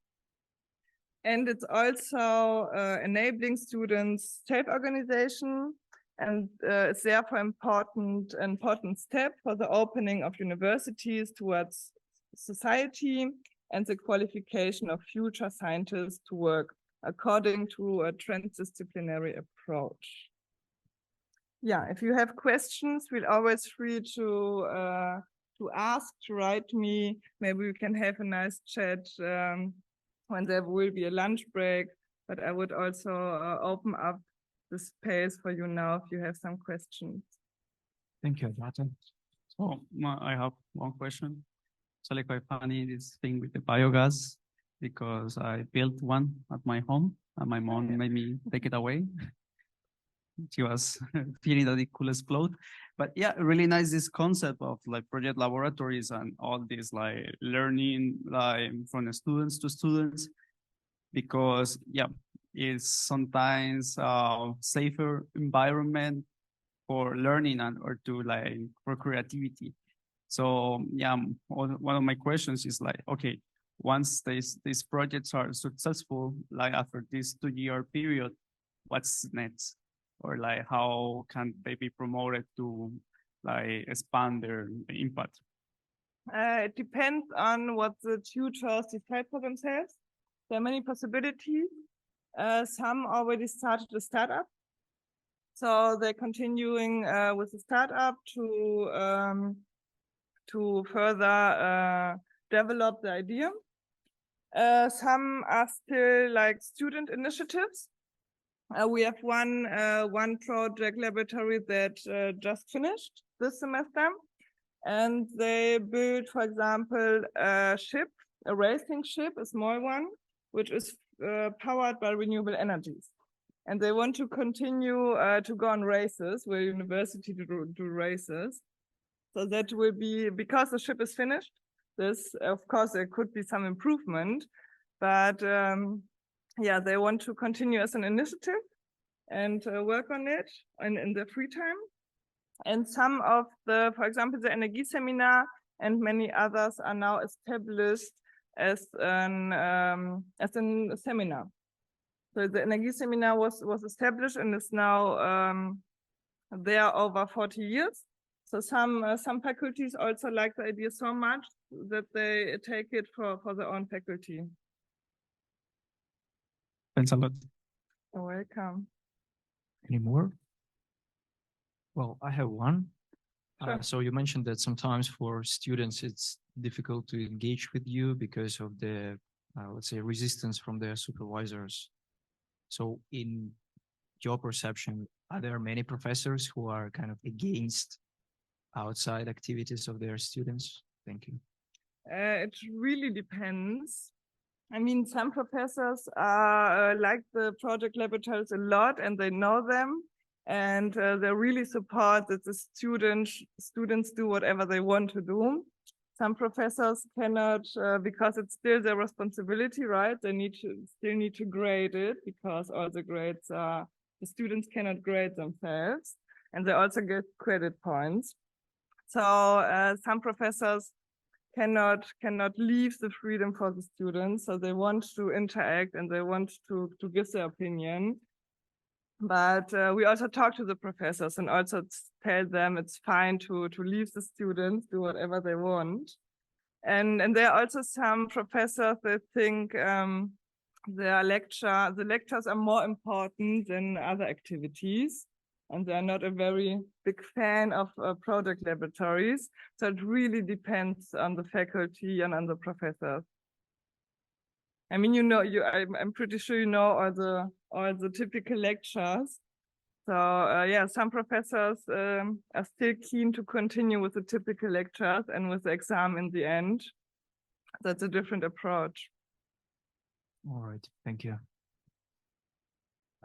Yeah, if we talk about the professors and also the students, I don't have a question, but I would like to add something. From my perspective, it's when we talk about social innovation or social impact, it's super important to also integrate the students because, for example, you have the professors. There might be from an older generation. So, and if you connect them with citizens in a citizen science project or whatever, if you also integrate students, they bring in new topics like neocolonialism or racism, who older generations might be not there reflected about this topic into those topics. So that's why I would suggest always to have in mind including students. They bring in really actual topics and reflections. That's why the project laboratories are also part of the science shop. All right, thank you. Just other question. Do you have experience or collaborations with other science shops like outside the TU Berlin? Like is this done somewhere else? And have you helped each other in getting it like further? Yeah, so the students decide by themselves how they want to, with who they want to interact. And I think you are more aware of science shops, right? If there are some at other universities, but they're interacting a lot with other universities, with other faculties, with NGOs, with also companies. So also when they want to do the project bigger, they need to apply for funding, ask some companies if they can fund material, for example. So they need to interact a lot. And I think that is also a very important point for students. Yeah, no, thanks a lot. All right, so we don't have any response from the remote speaker yet, but we have a plan B. One of our sessions is already recorded from the Italian NGO working with children with autism. So we will share this video now before we go to lunch. And in case speaker will connect, we will Good morning. Give her the microphone. And it's also very nice because next speaker recorded her video saying good morning, and in the afternoon session, it will not work so smooth. And a little disclaimer. So I'm not I'm not from field of medicine. And for me, some parts of this video were very heartbreaking because they are showing the progress of let's say, support they provide to kids with autism. So there are some videos with children who struggle from this disorder. And, but from the ethical point of view, all their parents gave consent to, to make these recordings. And maybe Elena can add something because, she basically found this organization. Yeah, sure. Yeah, sorry, I was out for a second, but I wanted to say that I actually come from, so my hometown is Pordenone. They'll be talking about Pordenone. So it was a quite unique model of dealing with autism that they invented. And it really started from a family, as Anton might have mentioned. So some of the videos over there are really about the child. And right now he's a man actually of the of the two founders and presidents of the association. I don't know, Anton, if there might have been a couple of moments where I might want to add something. Maybe there are some titles in Italian that I might translate, but the rest of it should be all right. Yeah. Okay. Good morning, everyone. I'm Emanuela Sedran, and I will present to you the experience of Children Autism Foundation. Children Autism Foundation was born in 1998, and it was founded by a couple of parents of a child with autism. You can see Dr. Davide Dal Duca and Dr. Cin Serafin here. We were born in Pordenone, that is a city in the region of Friuli, Venezia Giulia, in the northeast of Italy. And because of this origin, through the years, we have been known as the Pordenone model for the model and the natural services we developed to care for people with autism and their families. Before talking about Pordenone model, let me give you some clues about autism. As you probably know, autism spectrum disorders are neurodevelopmental disorders. That means that they are results of alteration of a various nature that lead to a deviation from the normal developmental trajectory of central nervous system.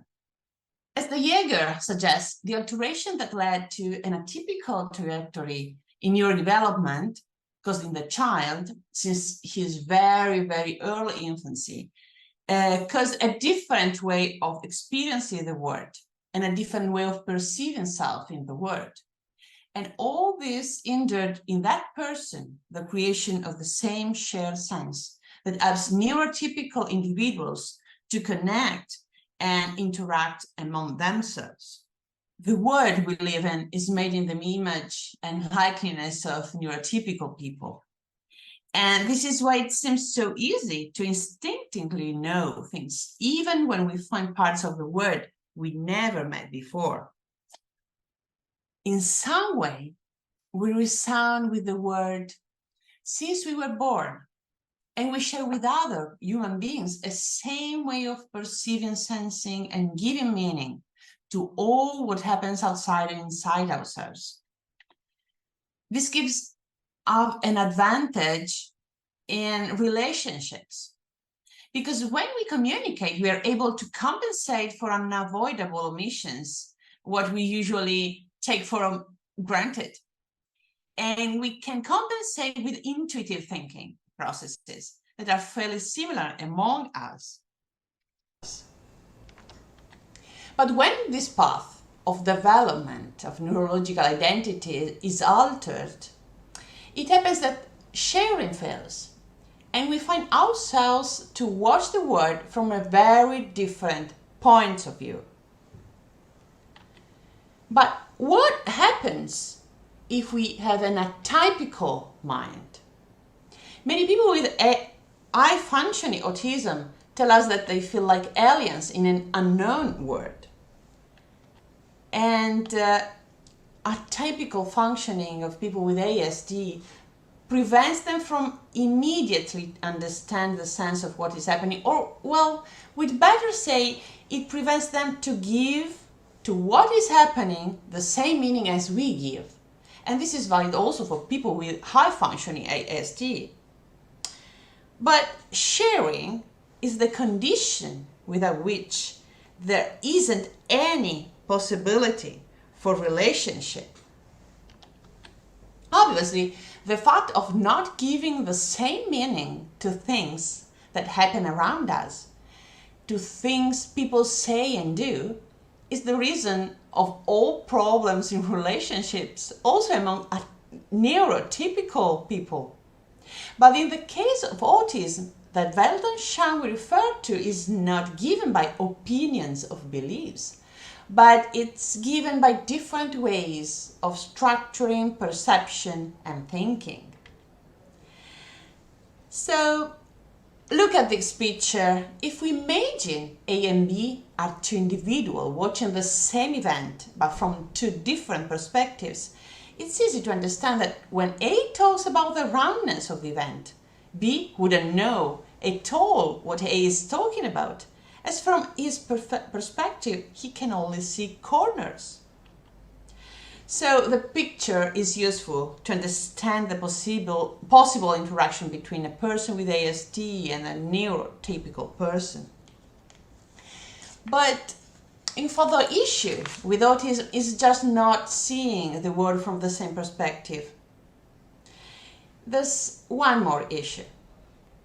As we can imagine, neurotypical communities share same filters to decode events and the same attention focus. That is, there's a large agreement in excluding not relevant stimuli in a communication context among us. And there's a large agreement in the hierarchy of priorities that drive our attention. Another important aspect of an atypical neurodevelopment concerns sensory problems and sensory system. More than 90% of people with ASD have alteration in sensory stimuli processing. And you know, sensory system of human beings allow the brain to receive, organize, and give sense to information coming from external and internal world. They are at the base of every learning process and are essential to allow adaptive responses to the environment.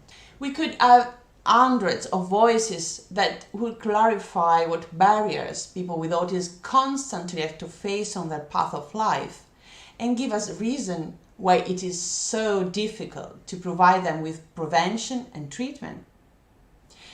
But if the results of a typical trajectory in neurodevelopment that compromise communication and relationship skills are alone extremely disabling, often to that we should add that ASD rarely show themselves in a pure form. In more than 70% of cases, autism combines with psychiatric and medical comorbidities. For example, you can see intellectual disabilities on average 65% of cases. In 30–50% of cases, verbal language, both expressive and receptive, is absent or very poor. ADHD is present in 33–37% of cases, and ADHD involves a marked hyperactivity, impulsivity, inattention, and a deficit in emotional regulation. But exactly the deficit in emotional regulation and the unbalance between excitement and inhibition of central nervous system at the expense of the second in people with ASD, autism spectrum disorders, lead very frequently to emotional outbursts and temper tantrums, with consequent highly challenging behaviors such as self-injury, aggression, destructiveness. To give you an idea of what I'm talking about, I show a brief video about temper tantrums and emotional outbursts in people with very severe ASDs.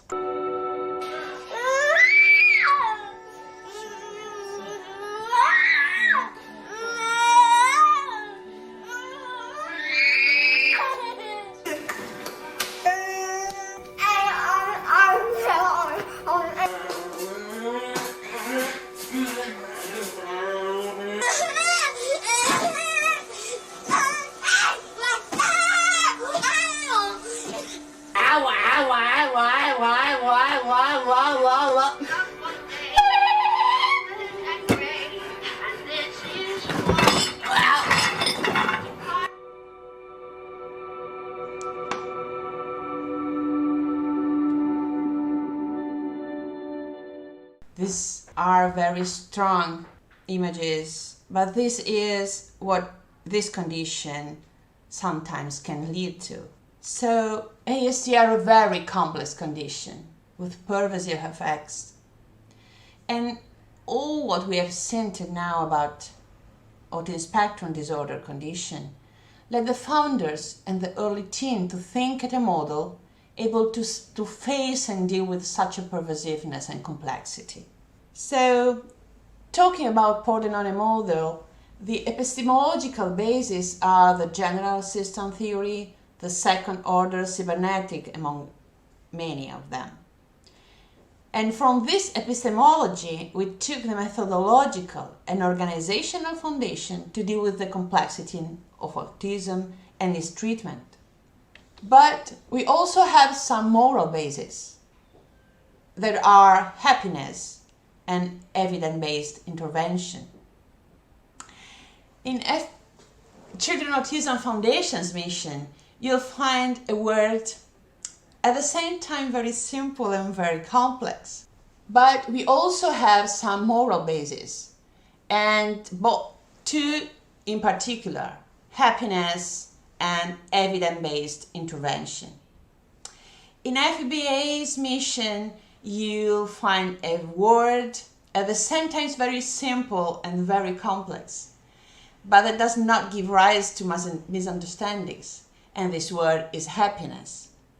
So we don't talk about recovery, nor normalization, not of autonomy or independence or adaptivity, nothing about the slogan that permeates the word of disability. We talk about the happiness of the person and obviously of evidence-based intervention that she has the right to be given to.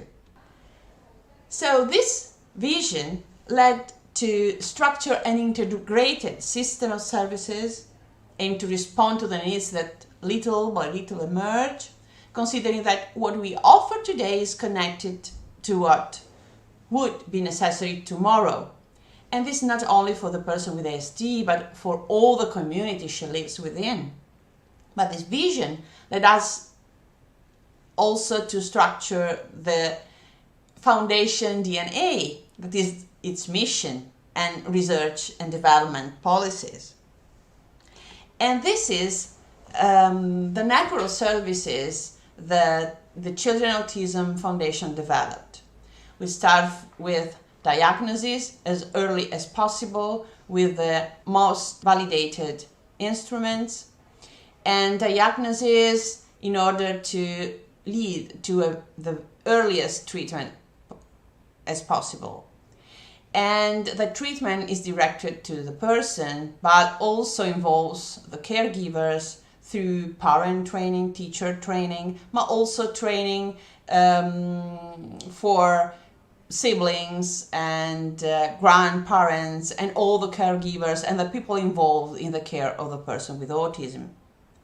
And then we developed educational services to within the territory and the community, and respite programs to give respite to the family, but also to build independent skills in order to let the person be ready to adult life and to be as independent, as autonomous as possible. And to reach this goal, we also developed a flexible residential service and work services to train people to develop adult life and to give people the possibility and the opportunity to have a good quality of life also in the future.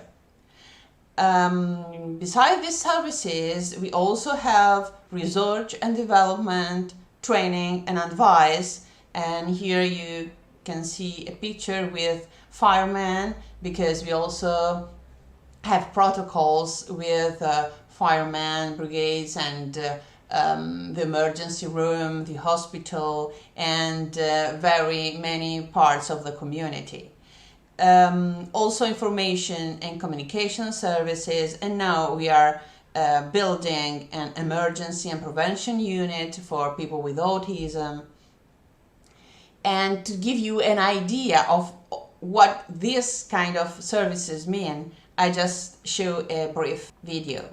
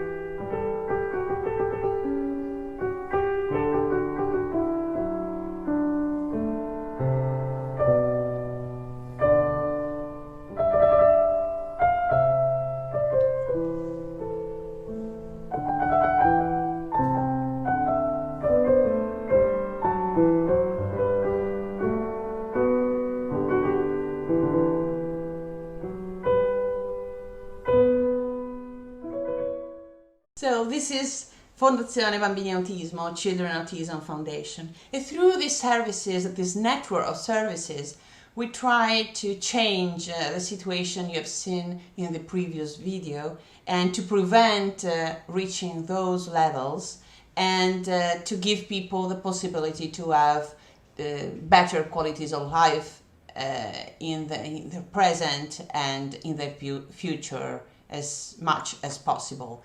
As you can see in this other brief video that I show you about a child this is his first access to our foundation, and this is the first evaluation.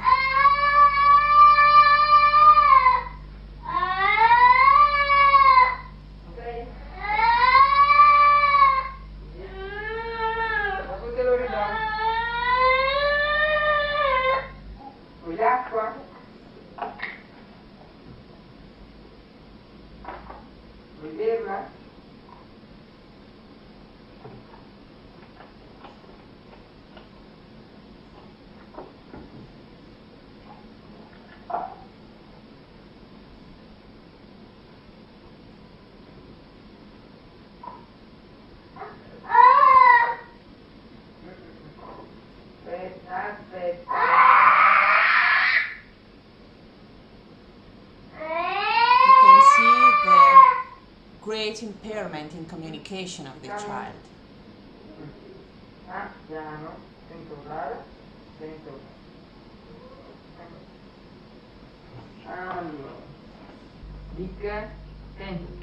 Babba, babba, babba, babba.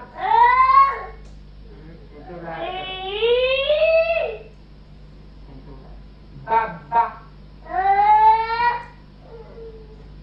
Oh.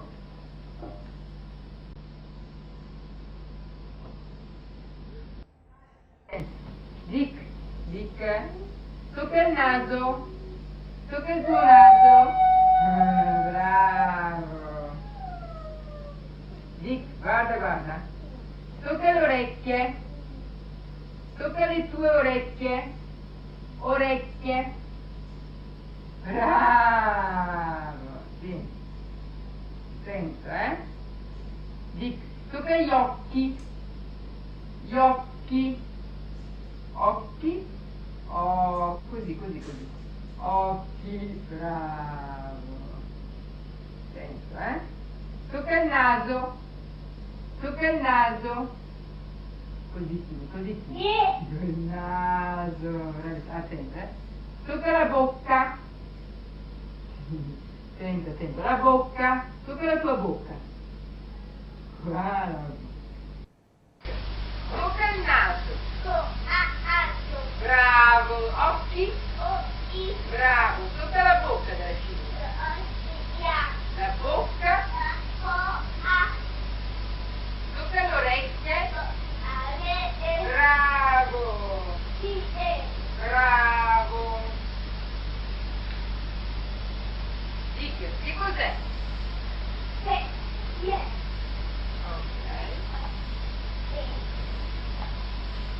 Che cos'è? Bravo. Cosa sono? Bravo. Che cos'è? Bravo. Raccontiamo questa storia. Allora, che cosa succede? Il bambino si sveglia. Bravo. Poi si mette i pantaloni. Cosa succede? Si mette i pantaloni. Poi si mette la camicia. Bravo. E alla fine? Mangiano. Ma sei bravissimo! Bravo. So, what about research then? Well, what you young good scientists can do with or within Children Autism Foundation. We have seen that autism spectrum disorders cannot be considered an homogeneous category. And the core symptoms, as you know, are contained in domains A and B, and where domain A is about the presence of persistent deficits on social communication, interaction across multiple contexts, and domain B is about restricted, repetitive patterns of behaviors. But basically, these domains are the description of what we can see in a child with ASD at a certain age, and if you're lucky, around the age of 2 and 3. But a weakness in the current classification, the DSM-5, that is based only on clinical description of symptoms, is that it produced a conceptual bond where a lot of research entrapped and continues to entrap.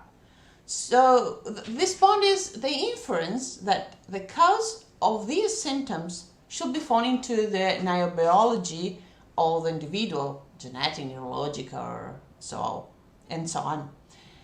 But this inference is similar to the belief strong in 1970s that there should be psychorelational causes for the psychorelational nature of the symptoms that today are enclosed in the current domain A. And I know if you have never heard talking about the refrigerator mother. So what happened is just there has been a change of paradigm, shifting from the psychoanalytic paradigm to a neurobiological paradigm.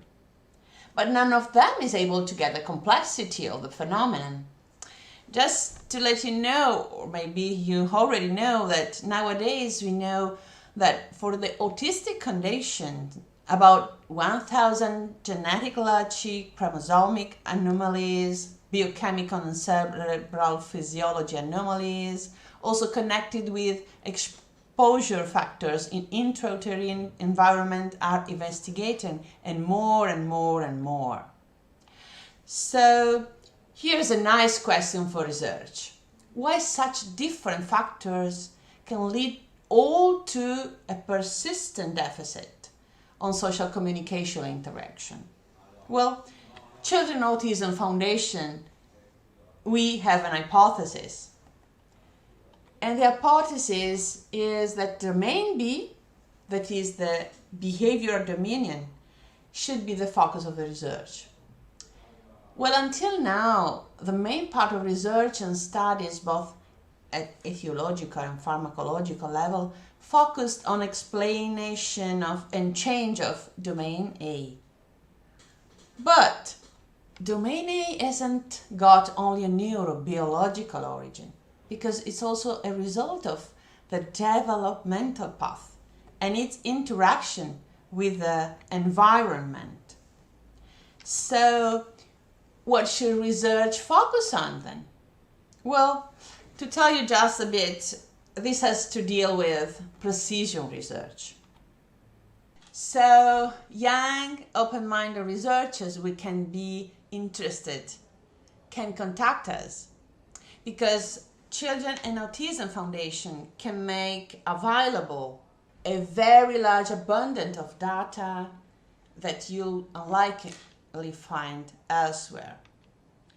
So thank you for your attention, and I hope to hear from you very soon.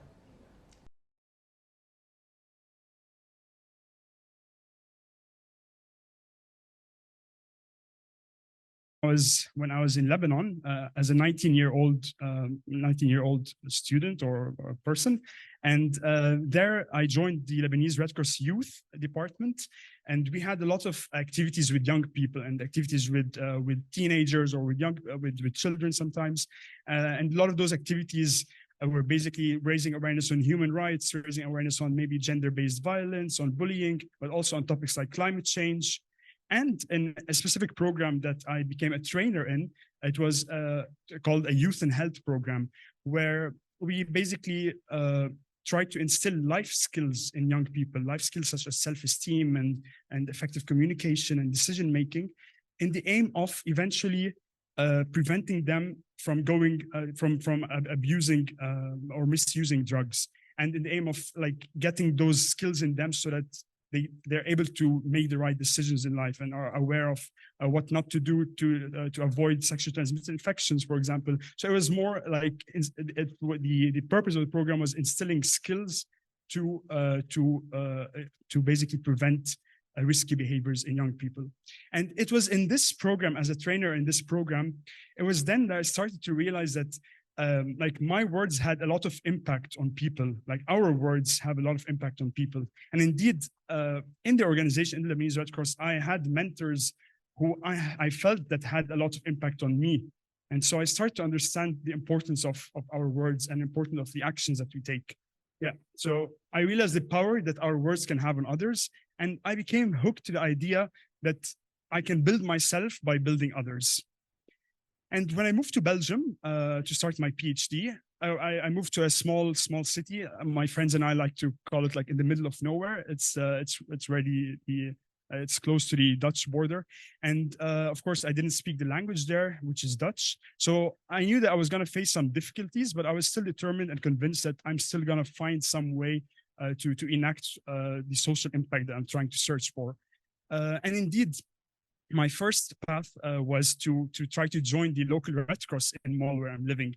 And even though I had the challenge, of course, of language, because everything there was in Dutch, I still managed to get the trainings to succeed in the first aid trainings and join them as a first aid trainer, and also later on to join the PR and recruitment team at the provincial level of the Red Cross.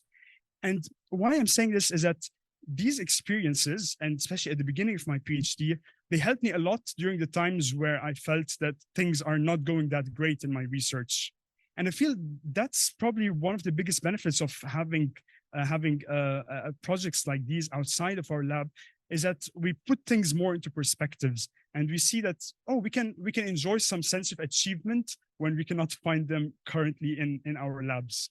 And that's one of the greatest things that I got from, or I'm getting from this experience. But for me, I still wanted to get involved in the youth sphere. Like I kind of started getting in Lebanon, and I joined an organization called One. So One is a global anti-poverty organization. It's an international organization founded by I don't know if you know Bono, the Irish singer-songwriter. It was founded by Bono, and its headquarters in the US, but it has offices all over Europe and in Africa. And the Brussels office in particular works on influencing EU policymakers on various topics that affect global poverty. So we're talking about topics like climate change, topics like vaccine access, topics like the global, like financing for health projects, a lot of different things that somehow have an impact on poverty. And through my experience with One, I got the chance to meet with policymakers. Like here, we have a meeting with an online meeting with MEP Joachim Schuster. He's actually from Germany. And we were talking about a specific initiative called the Global Fund for the fight against AIDS, tuberculosis, and malaria. So this is a fund of several $1 billion that countries and governments around the world have promised that each couple of years they're going to contribute to this fund. But now with all the crisis of COVID-19 and the crisis of the Ukraine war and the crisis of the energy crisis, all of these have basically made governments more reluctant to contribute to international aid.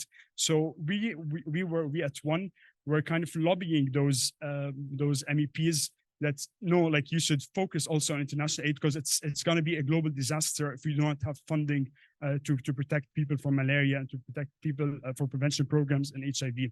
And it's also in those kind of lobbying activities or trying to influence policymaking, it's sometimes hard to see your impact directly, because when you see that maybe they have taken the right policies that you were calling for, you still don't know whether it's because of your lobbying or because of like tens of other organizations that are also working on it. But it still nevertheless gives you a good feeling. And other topics also lobbying for climate change before the COP27 last year. So those are all experiences that you may see the link with science with them or not. I definitely see, but even if it's not linked directly to my research, I can definitely say that they've helped me understand more about communicating to different people. They've helped me really realize what it means to have different audiences and to have to tailor your message to different people. And that's something that I'm definitely using in my PhD. And of course, I've got the chance through one also to write on different topics related to the aspects related to the issues that we were lobbying on. Here on the nexus between climate change and food insecurity, and here on the fight against HIV/AIDS. And one of my probably most impactful experiences so far as a volunteer is my involvement in what's called the European Week of Action for Girls. In this Week of Action for Girls, it happens around the International Day of the Girl Child. And I had the chance to be a young advocate for this Week of Action. And it's basically around 7 to 8 organizations that organize different activities and that manages to connect young people and young advocates from different parts of the world with policymakers in the European Parliament and the European Commission to bring the voices of young girls and the issues of young girls around the world. And again, here, I had a chance to meet with people who were bringing stories from their communities about female genital mutilation, who were talking about their sexual and reproductive health rights that are oppressed, and they were coming from all over the world. And for me, these kind of experiences, not only, of course, it was very nice to be able to speak at the European Parliament and of course that's a nice opportunity and a nice experience, but again puts things into perspectives. When things are not going well in my research, I see that there are like really very important topics that are happening out there, and it's not the end of the world. There are things even more important than the small failed experiments that I'm doing. That's a bit of my involvement in youth advocacy. But another avenue that I see, if you're interested in social impact but don't want to venture too far, one avenue I'm very convinced about is actually getting involved in scientific societies. And there are lots of papers, especially recently, that start to call on scientific societies to get early career researchers more involved in their committees. And I think a lot of scientific societies are realizing the impact that early career researchers can have on the society, and the importance for early career researchers to be involved in such societies. And this is a very great paper if you're interested. It's also by Adriana Bankston, and she's the head of the Journal of Policy Governance, Science Policy and Governance that I think we had an earlier speaker talk about. One example from another paper where they're highlighting the importance of early career researchers to get involved. It's from an interview of a past president of a scientific society. And they say that young people or early career researchers provide fresh perspectives, and they bring multiple issues to the boards that wouldn't otherwise be brought, because usually the boards of those societies are senior scientists. And as mentioned by another person here, I think that there are lots of social issues that are happening today that do not always have a lot of channels to be communicated to people more like maybe of an older generation. And we're talking also about diversity and inclusion issues, for example. And one small issue I can highlight is, for example, in the European Radiation Research Society, which I'm involved in as a deputy secretary, we recently proposed to the Scientific Council to remove the age requirements for its Young Investigator Awards. So we had a certain age requirement of 35 years old. If you're higher than that, you cannot apply for this award. But we are aware that a lot of PhD students start later in their career. And why would it? And they're still an early career researcher. So even if they're not, maybe if they're older in age, but they're still an early career researcher, and they deserve to have this chance. So this is a small example of things that may slip out of the minds of maybe board members of scientific societies, but as early career researchers, we're becoming more aware of those kind of social issues.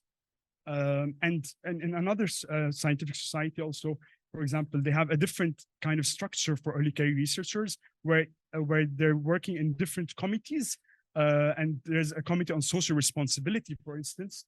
And in this committee, we are working on developing trainings for young scientists on how to do patient engagement, how to approach patients when they're talking about their own research. So that's another way also that you can contribute and help, and first of all learn to yourself, and also help other researchers learn. So getting involved in scientific societies, in short, it provides you with great networking opportunities. It offers a venue for public outreach. You can gain skills organizing conferences and webinars, and you improve diversity and inclusion in organizations. I definitely recommend, if there are no early care researchers in your scientific societies that are around you, you can always advocate for there to be one, or you can always say, I would like to found one with one or two of my other colleagues. Lastly, and I don't know how much time I have, if you don't want to get involved in all of those things, or sometimes maybe there is a specific issue that you're very interested in, but you can't find the organization or the group that are working on it. So what I would say is that when that does not exist, bring a couple of other people who are also interested in this issue, and you create this opportunity for yourself. And this is what we did with Mariam Foundation in Lebanon, where I'm here with the co-founder and president, and I happen to be the co-founder and vice president of this organization, along with a big team, and not all of them are in this picture, of other volunteers who are very dedicated to our mission. But what's our mission? This is Lebanon, where I come from. In the last 2-3 years, Lebanon was going through a very bizarre drug crisis, meaning that cancer patients sometimes had to wait for 2 or 3 or 4 weeks, had to postpone their chemotherapy sessions because there were simply no drugs for them to be able to take those medications. And sometimes, even if the drugs were available, they became very expensive because of the economic crisis and the inflation that's happening in our currency. So there was a problem with access and availability of drugs. And Marissa, the current president of the foundation, she was a pharmacist and a PhD student in Brazil, but originally from Lebanon. And she was basically uncomfortable with the idea of us not doing anything with this.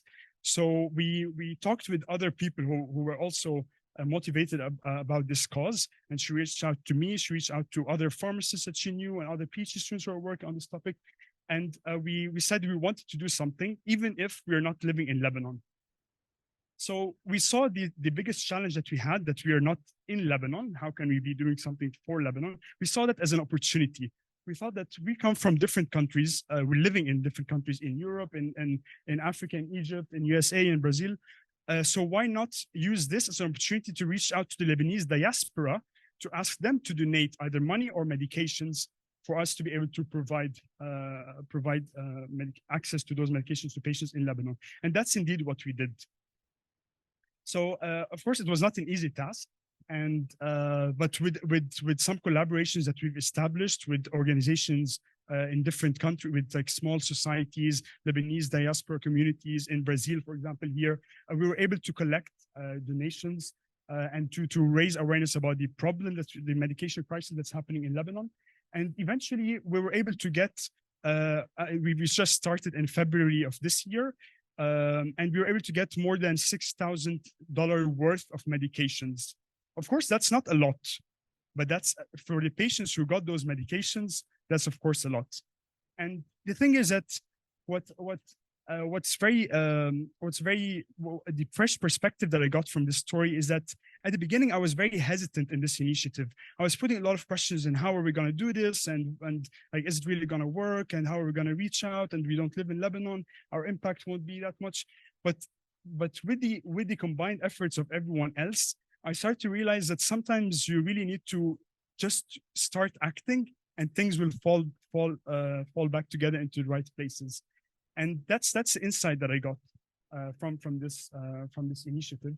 And of course, there's still a lot of work in progress. We're trying to build ourselves still internally. We're a very young organization. We're trying to have trainings on how to reach out to stakeholders, and how to basically work on our strengths, our weaknesses, our opportunities, and all of these things. But we are also working on our external partnerships with other organizations to try to basically expand our impact more than to the patients that we can actually reach to.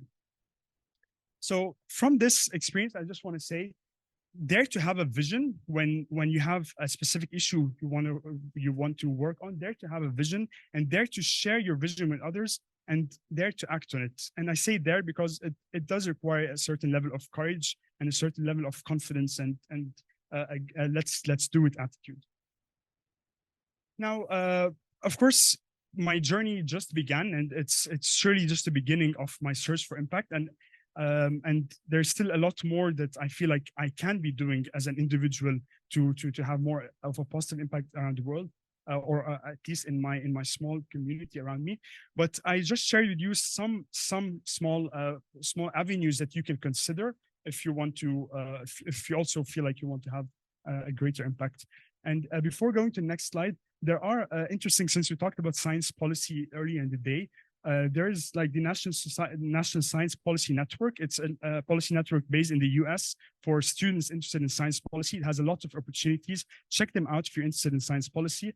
And there's also the Science and Technology Policy Academy that also provides trainings on science policy. It is US based, but also very insightful. And if you're interested in improving if your advocacy for PhD students in Europe, improving the doctoral education of PhD students and their career development, you can reach out to the European Council of Doctoral Candidates and Junior Researchers, Eurodoc. They have a lot of committees that you can join and share your ideas about how doctoral education can be improved in Europe and beyond. If that's something you care about, definitely reach out to them. Takeaway messages is that venturing beyond your lab or research area can be very rewarding, not only in terms of skills, but also in getting things into perspective when things don't go greatly or don't feel like they're going greatly in your PhD. And the possible avenues to have social impact is to try to reach out to local organization. Of course, it doesn't have to be Red Cross, but try to see what's already there in your community. And it's also very helpful if you're an international student to get to know the local people. Engage in scientific societies. If there is no opportunity for early career researchers in the scientific society, ask them. Usually they're more than willing. They really want people to help them with activities in society. Usually they're willing to help. So to allow you to join them. So ask them for that. Engage in youth advocacy. And there can be lots of intersections, even if it's not scientific related, there can be a lot of intersection between whatever youth advocacy topic and academia. And finally, as I said, have the courage to have a vision and have the courage to share your vision with others and have the courage to act on your vision. Thank you. Did I take a lot of time? No, we still have time. Are there any questions? Thank you, Anthony, for your nice presentation. I would like to ask you, how do you manage to dedicate enough time to everything you're doing and keep track of everything? That's a very good question, actually. I was hoping that someone would ask, or I was expecting for someone to ask. And maybe like I was thinking of putting a disclaimer at the end of the presentation. Like it would be hypocritical of me to say that this doesn't come at a lot of like expenses or sacrifices. But so of course it means that like working on weekends and working late, maybe at night. And because I'm a big advocate of mental health of PhD students, of researchers, I definitely wouldn't advocate for you to get involved in a million things. And the purpose of this presentation is to say that like choose one or two things that you can have an impact on and work on that. That's what I would advocate for. As for me, I feel like personally, like this gives me a lot of satisfaction, and yeah, I'm okay with not spending the night in a festival and spending it like working on one of those. Like that's something I like, and it gives me satisfaction. But of course, there are sacrifices involved. To be honest, so I don't know. It doesn't answer your question, but that's my perspective on it. Right. Very inspiring. Just wondering about, you said, PhD is not going when your PhD is not going well. You're going to do these, and you get satisfaction out of it, and makes you feel a bit better, I guess. I think when you mentioned you went to the, I think, small town in Belgium, isn't it? Yeah. Yeah, right. In Belgium, was it? Yeah. Anyway, did you did your PI support that? Did you take time off to do that, or was it like you're trying to slot every single thing in, and you sacrifice your sleep time or something? Yeah, that's also something that I was discussing a bit earlier in the lunch break. One priority for me is not to allow such initiatives to take away from my PhD, and that's something I make sure to prioritize. So again, for me, it's mostly working on a lot of these things in the weekends. And usually, and if I want to be honest, for things that can have to be in the middle of the week, like meetings with MEPs or for youth advocacy, I oftentimes take them for my holidays. Like I have a certain number of holidays that I'm allowed to take, and I take them for my holidays. And again, for me, it may be a sort of sacrifice from like taking a holiday for a vacation, but it gives me more satisfaction, and I enjoy doing that. So that's kind of how I approach this time aspect of it. Just in addition to this, would you say that this might be also possible that I just have it from my experience for the DoIts activities, that you take one day in the week where you also are doing your PhD project, of course, but then you take 3 hours or something every week, fixed only to invest in this yes, indeed, other like, projects. Yeah, like indeed, like that sort of time management is indeed how a lot of those things happen. Like sometimes, okay, Tuesday evenings we have meetings for this organization, and that's something fixed in the calendar. Like, I mean, yeah, in the more far association, I would say this is also kind of part of your PhD a little bit, because it is also it has a scientific background. And I mean, you are also putting work into something that is good for the science itself. Right, so it is basically, I would say a little part of your PhD project also. And that, of course, I definitely agree with what you're saying, and I don't know if I've mentioned it here, but of course, a lot of those things are like, let me be clear, it's not about only social impact, but I'm benefiting a lot from these things for my own skills, but I'm also learning a lot of things that I wouldn't have learned, like if I wasn't part of these initiatives. And I'm sure that those, or I hope maybe that those may help also in my future career development. So indeed, a lot of those, I view them as things that I'm doing for my own self, for my career development. And I'm a big advocate for basically doctoral education to really try to include such initiatives and not only focusing on one's research. Thank you, Anthony. Thank you. And our next presenter is Elena. And she is a PhD candidate in bioinformatics at Wageningen University and Research in the Netherlands. Elena obtained her bachelor degree in agricultural sciences at the University of Pisa on a full honors scholarship from Sant'Anna School of Advanced Studies, and her master in plant sciences at Wageningen University with a specialization in plant breeding. Her passion lies at the interface of science and societal change, and she has experience in leading and growing volunteering initiatives in this field, including Progetto Biotecnologico in Pisa, Italy, Gene Sprout Initiative in Europe, and the Good Scientists at the Science Society Interface. Elena, please. Okay. Well, thank you, everybody. Well, thank you, Anthony. There were many things about your journey that also were new to me, and it was an amazing presentation. Well, today here, actually, what I would like to talk about is to give an example of a policy topic that I've been connected to since I am a plant breeder and a plant scientist. To give an example of how a group of early career scientists that work on a topic that is policy relevant can gather around like a policy issue together and actually be part of the policy process and go through that journey together. So I'll be discussing, well, it's me, hi, reference. Well, yes, so Anton already gave a beautiful introduction. I just wanted to start also a little bit from my journey. We all have very diverse and hectic journeys also at times. Well, so from my early studies, I recognized that I wanted to study food systems because I like the biology overall and also technology related with biology, biotechnologies. And I really liked the idea of using biotechnologies for agri-food innovation. So I started my bachelor at the Scuola Superiore Sant'Anna in Pisa, where I met Anton also, by the way. Then I moved to the Netherlands to do my master in plant sciences. And the Netherlands provided me with a completely different vision to how you can do innovation in the agri-food system.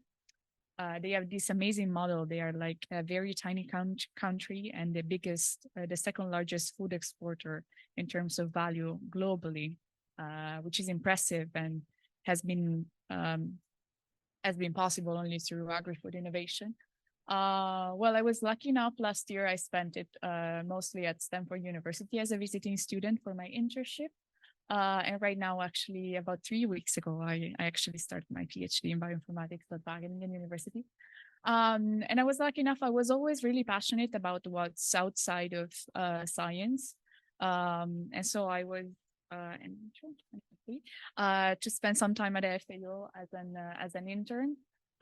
Connected with the Convention on Biological Diversity. Maybe some of you might know it if you work also with microorganisms coming from all over the world. And it was an amazing human experience, and I saw many scientists dealing with international cooperation and social impact. And I also had a short experience in social impact from an entrepreneurial perspective. I worked in an investment fund that invests in impact funding, basically for agri-food companies connected with the circular bioeconomy. That was also a very beautiful experience.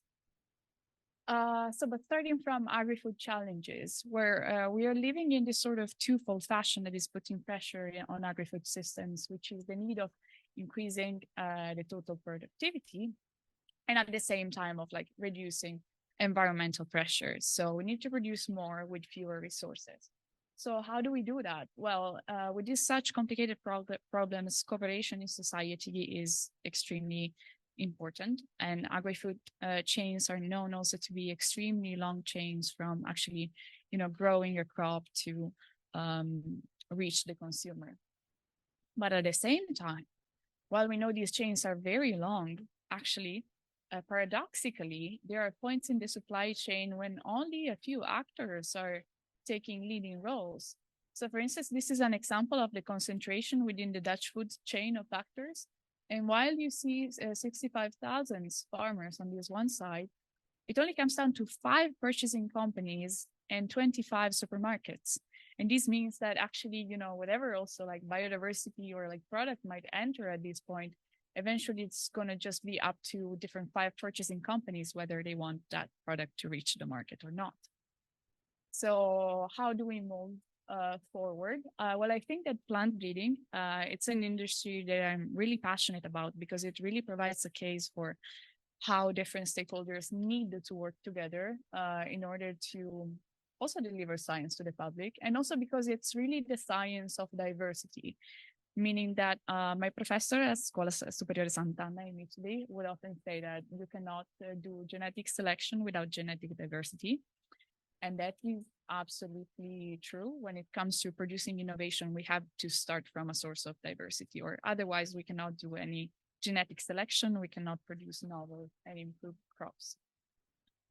And also what is interesting in breeding is that so far the agricultural industry, in terms of what crops we have available for the market, has evolved with having crops that taste nice and that are very productive.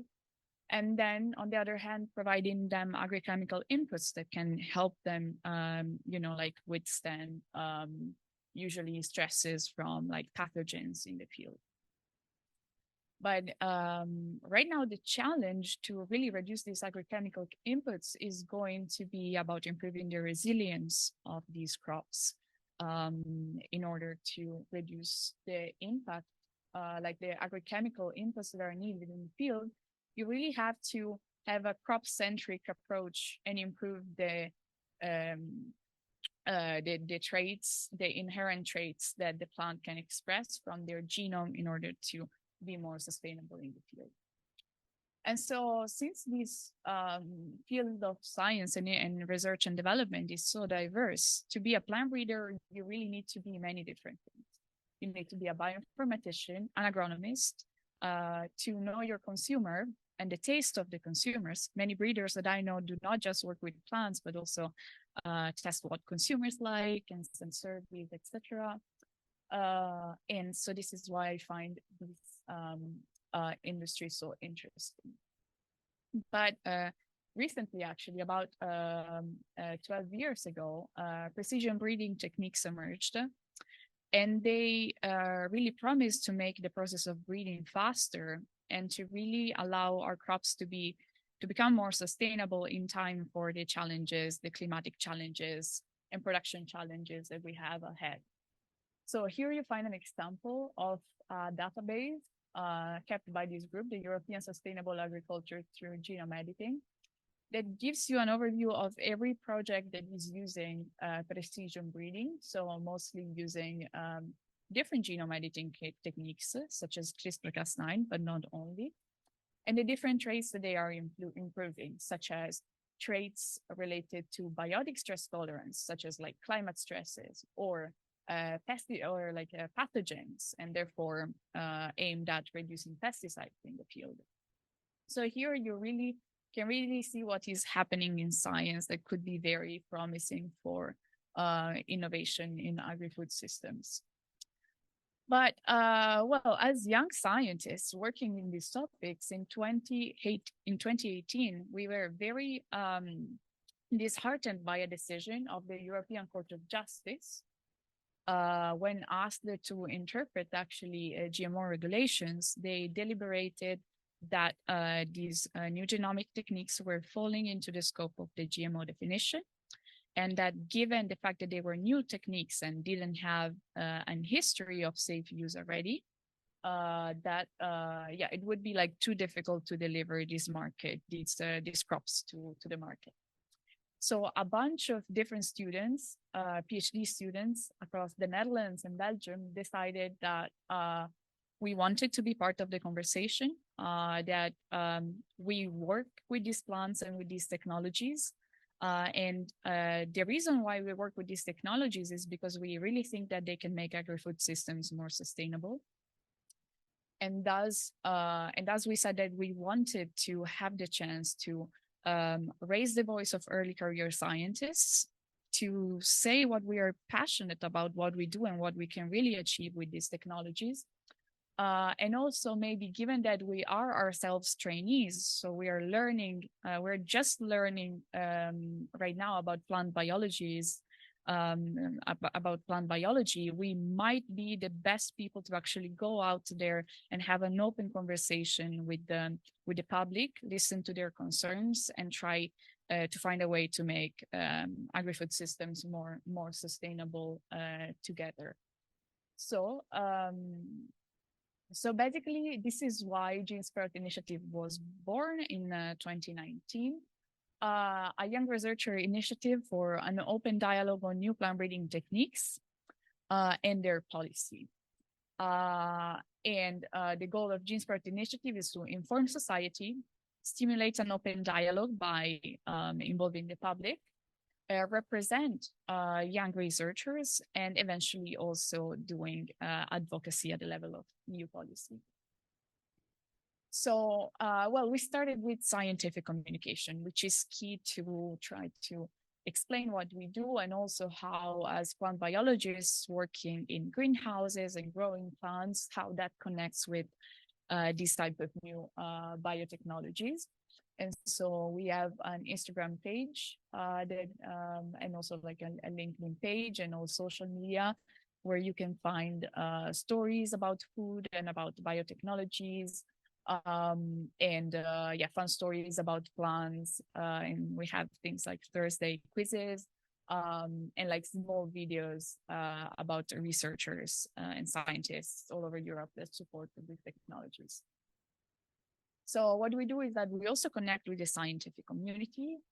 Here's our founder, Nikita Sagiv, at the opening of the academic year at Wageningen University, discussing with one of the early discoverers of the CRISPR-Cas9 technique, John van der Oost. We have Genesport has published some like a scientific article and other types of articles on the topic, specifically at how to engage society in the discussion. And we've had through the years the amazing chance of connecting directly with lobbyists, politicians, industry, and to organize webinars on different topics that touch this policy field, such as intellectual property or negotiation strategies or lobbying at the level of European institutions. So it was really an amazing chance to connect with many, many people. And what this shows is that just by being like a group of 3-4 PhD students initially that raised our voices on these topics, we were really able to be recognized by the entire all of the diverse stakeholders around these policy issues. So we were contacted by policymakers, industry, and different kinds of think tanks to really be part as early career researchers of the dialogue. So, well, exactly. So what happened? So in 2018, the Court of Justice said that new genomic techniques are subjected to GMO regulations because of their lack of a safety record. But later, actually, first the European Council noticed that legislation was difficult to be applied to these crops because it was actually difficult because basically these crops, the outcome is that they are basically identical to conventionally bred crops, and so they don't have a higher risk profile than conventional breeding. And it's a totally different framework than conventional GMO crops. And so this is why the European Commission prepared in 2021 a study on these new genomic technologies that opened the debate and shows that there was a need of new policy to basically make sure that these technologies could deliver on sustainable agriculture targets. So Nikita, for instance, here was part of the high-level event to really kickstart this policy initiative, and we have been part of it since then. So what did we do after actually this study was published is that we wrote an email with like an open letter to the commissioner, that is the head of the health and food safety part of DG Sante at the European Commission, and we received a response. So this is showing actually that just by sending an email, as you know, like representing presenting your concerns and wanting to reach out and to be productive, politicians, especially at the level of the European Commission, are there to listen to you, and they really care what the public and like what different stakeholders are thinking. So this is why we became a recognized stakeholder in this policy process. And we were engaged in several different steps of this roadmap to a new regulation. So it all started with the kickoff of this roadmap that was published on the website of the European Commission until July the 5th, when actually the legislative proposal, so the policy proposal, was presented. And we have been part of several steps in this journey. So starting from the high-level event to kick off the roadmap, then later a public consultation. So where not only us, but any citizen in Europe and also abroad could actually have their say and just express what they think about the roadmap and about these technologies. We were also luckily part of a targeted stakeholder survey, like a very in-depth survey that was made by an external consulting agency that was consulting for the European Commission in order to really capture the benefit and the risks of these technologies. And we were also interviewed several times by this agency and also we've spoken with commissioners on this topic. And eventually the proposal was published, including also all of these steps of like providing feedback to policymakers and expressing our vision as stakeholders.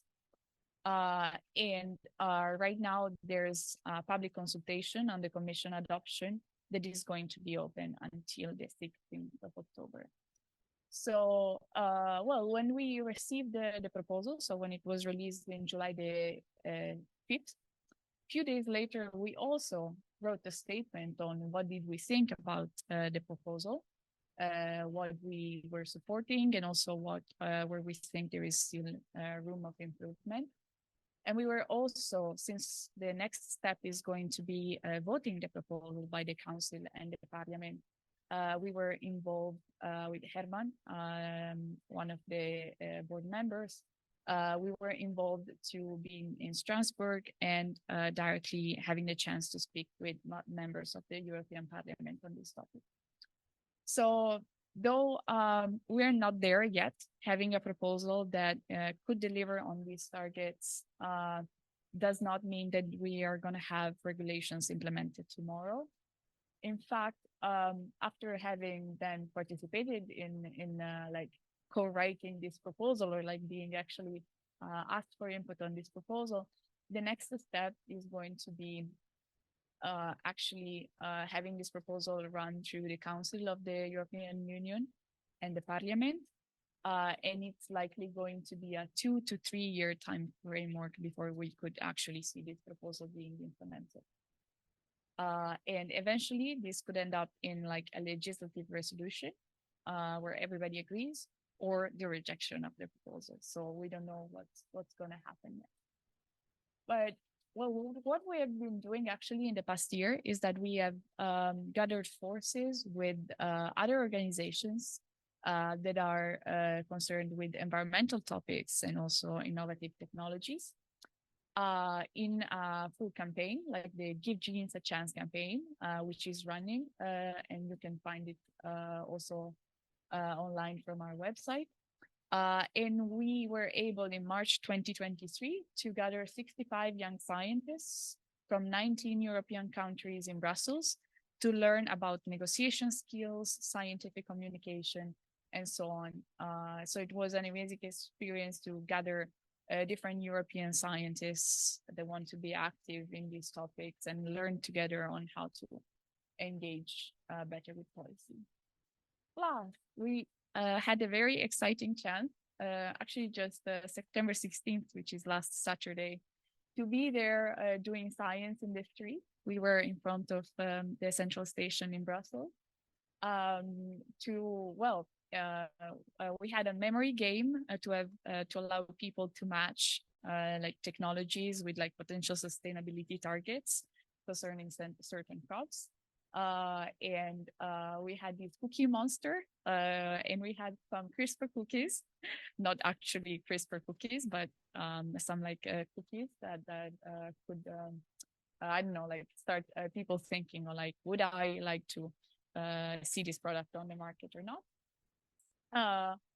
And so, yeah, I really invite you to follow our page. And if you're interested in the topic of agri-food systems, and that this might inspire some of you, if you're working on technologies or topics that could be policy related, and you want to, raise your voice and become a stakeholder in the policy process, I hope this showed to you that it is possible to enter in the dialogue. So this is it. And these are also my contacts if you want to connect. Thank you.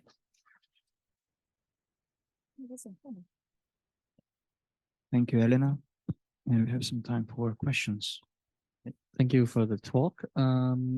Just wondering about the CRISPR cookies, well, not the cookies themselves, but what's the public perception that you got from the people that you interacted with in general, and how do you deal? I'm sure there are people who may not like the idea, and how do you communicate with them, and what's kind of, after that, what kind of response do you get? Yeah, absolutely. No, thank you for the question. So, well, let's say that it was also for us a journey of discovery, like finding out actually what's the best approach and who to reach out to. And what we found out is that actually even though there might be many stakeholders that are loudly against these techniques, most of the people is just uninformed and doesn't really know what these things are. And so they are actually undecided. And so actually most of the work that we do is really to like work with that part of the population. You know, we're never going to change. And like, it's not even like, our goal is just to start a dialogue on like what we want to see in the future of agriculture. So we don't want to be there and change anybody's opinion.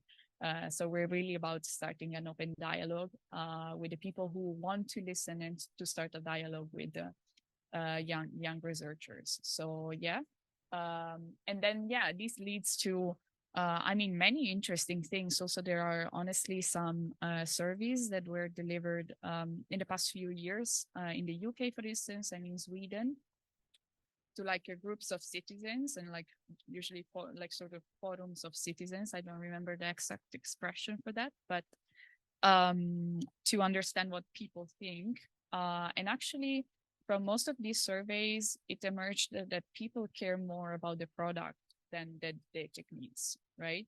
So there was a lot of brainstorming of like, well, we wouldn't like these technologies to be used for bad reasons or like to do things that are not good for the environment. But if they could be used for good, then that would be interesting. Yeah. Yeah, no, thanks a lot, Elena, for showing us that it is also possible to get into such activities as a student. And yeah, I just wanted to maybe see if you could share with the people here like what is still motivating you like now, like because maybe in the beginning it seems to be clear, like the motivations, because you see the challenges and the problems out there, but now that you are like one step ahead, what still motivate you to go further? Yeah, absolutely. So as an organization, I think that the more we dig into the problem and we see also legislation being written, the more challenges actually we see. Legislation only and new regulation. Also, when it's going to be implemented, it's not going to solve everything. Just to name a few like policy topics that are still going to be very hot. One of them is intellectual property. So the question of like whether crops developed with these technologies are going to be patented, or maybe it's like less known in this audience, but there's a separate sort of patenting system for crops, which allows like some more flexibility because you can actually reuse like patented technologies to produce new ones, specifically in crops. They're called plant breeders' rights. So there's still going to be a very heated discussion there to understand how, in a more like equitable and inclusive way, we can make use of these technologies and the crops developed with them. And another one is going to be the coexistence of these crops developed with these technologies with organic systems. So there's still like a huge question mark there for everybody, honestly, and every chain. So it's still something that is not going to be sorted out just by a proposal being approved. Another one is labeling and how private certifications agencies will actually decide to label like NGT crops or NGT-free crops. And that's also something important. And also we've been discussing a lot. So what if this gets approved tomorrow, just like we wanted? Do we just then like, I don't know, like say, okay, success, we go away, right? We have achieved it.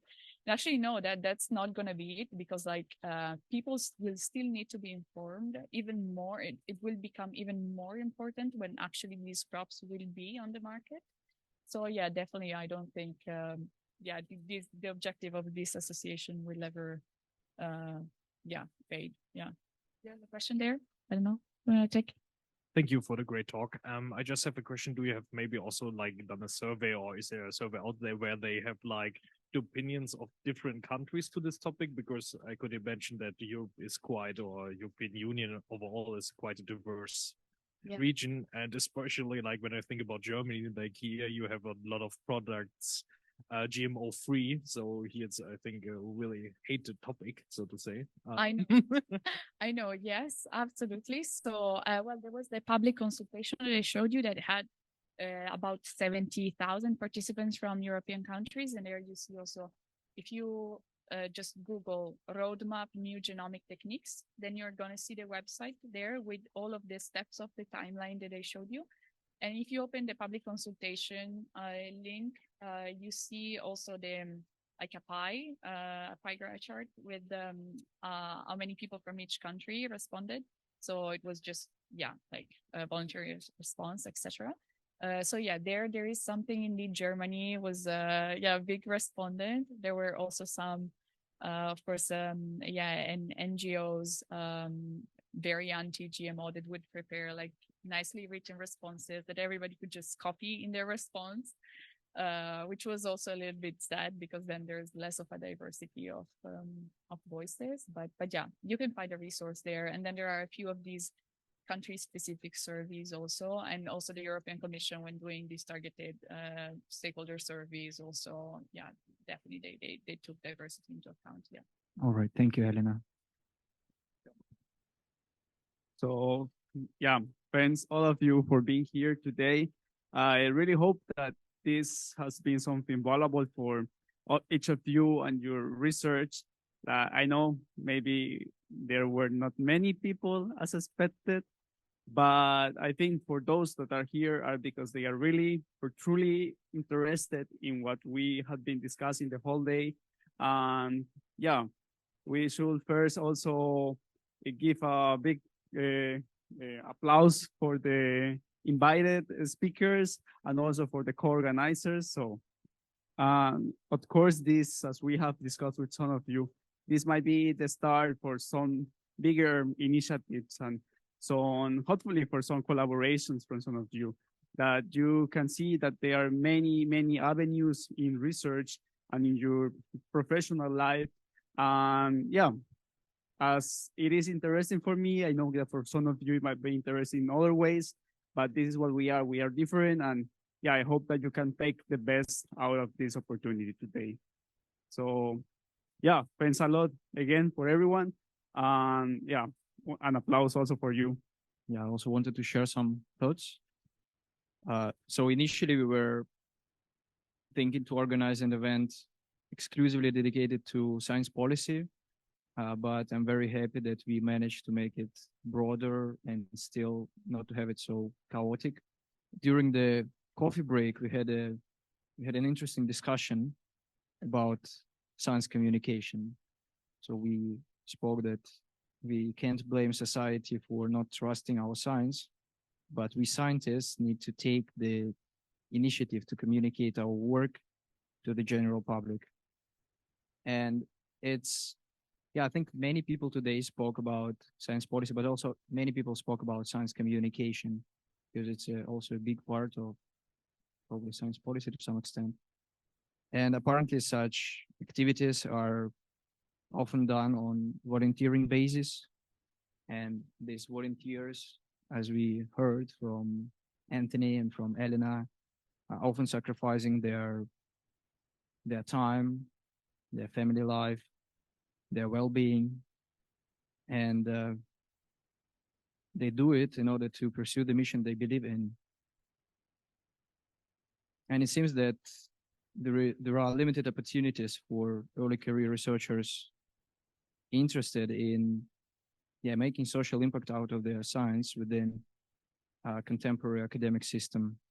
The change will probably require not only our effort, but also the reconsideration of the role of early career researchers from within academia. So now I wanted to ask, are there any PhDs here who are convinced they will remain in academia after they will finish your PhD? So please raise your hand.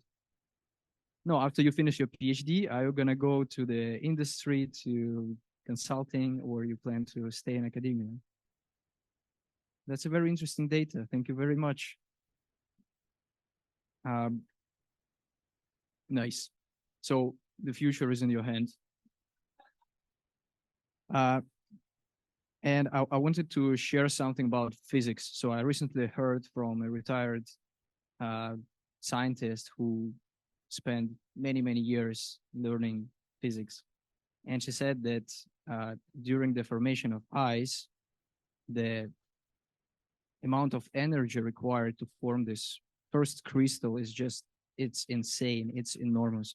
And then after the first crystal is formed, the level of energy consumption is decreasing. So I believe that we are here forming the first crystals. And also another thing I wanted to share is, it's probably from Professor Fonseca talk, that often stereotypic biology scientist is emotionless.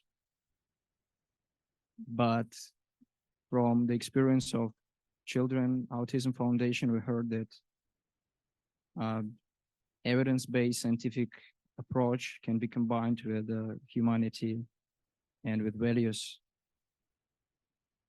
And they also want to move to make their patients not only healthy, but also happy. And for me, it will be the take-home message from today's event. Thank you very much for being here. The coffee break, so we have time to talk, to discuss. And this was the first event co-organized by the Good Scientists. We won't collect any data, so we will not multiply your bureaucratic troubles, but please reach out to us right now during the coffee break. Tell what you liked, tell what you didn't like, express your desires, what can be improved for the next time. And it seems that we have some demand for another workshop on sustainable science communication. For those online, then we say goodbye. Have a nice weekend. Yeah, that's all.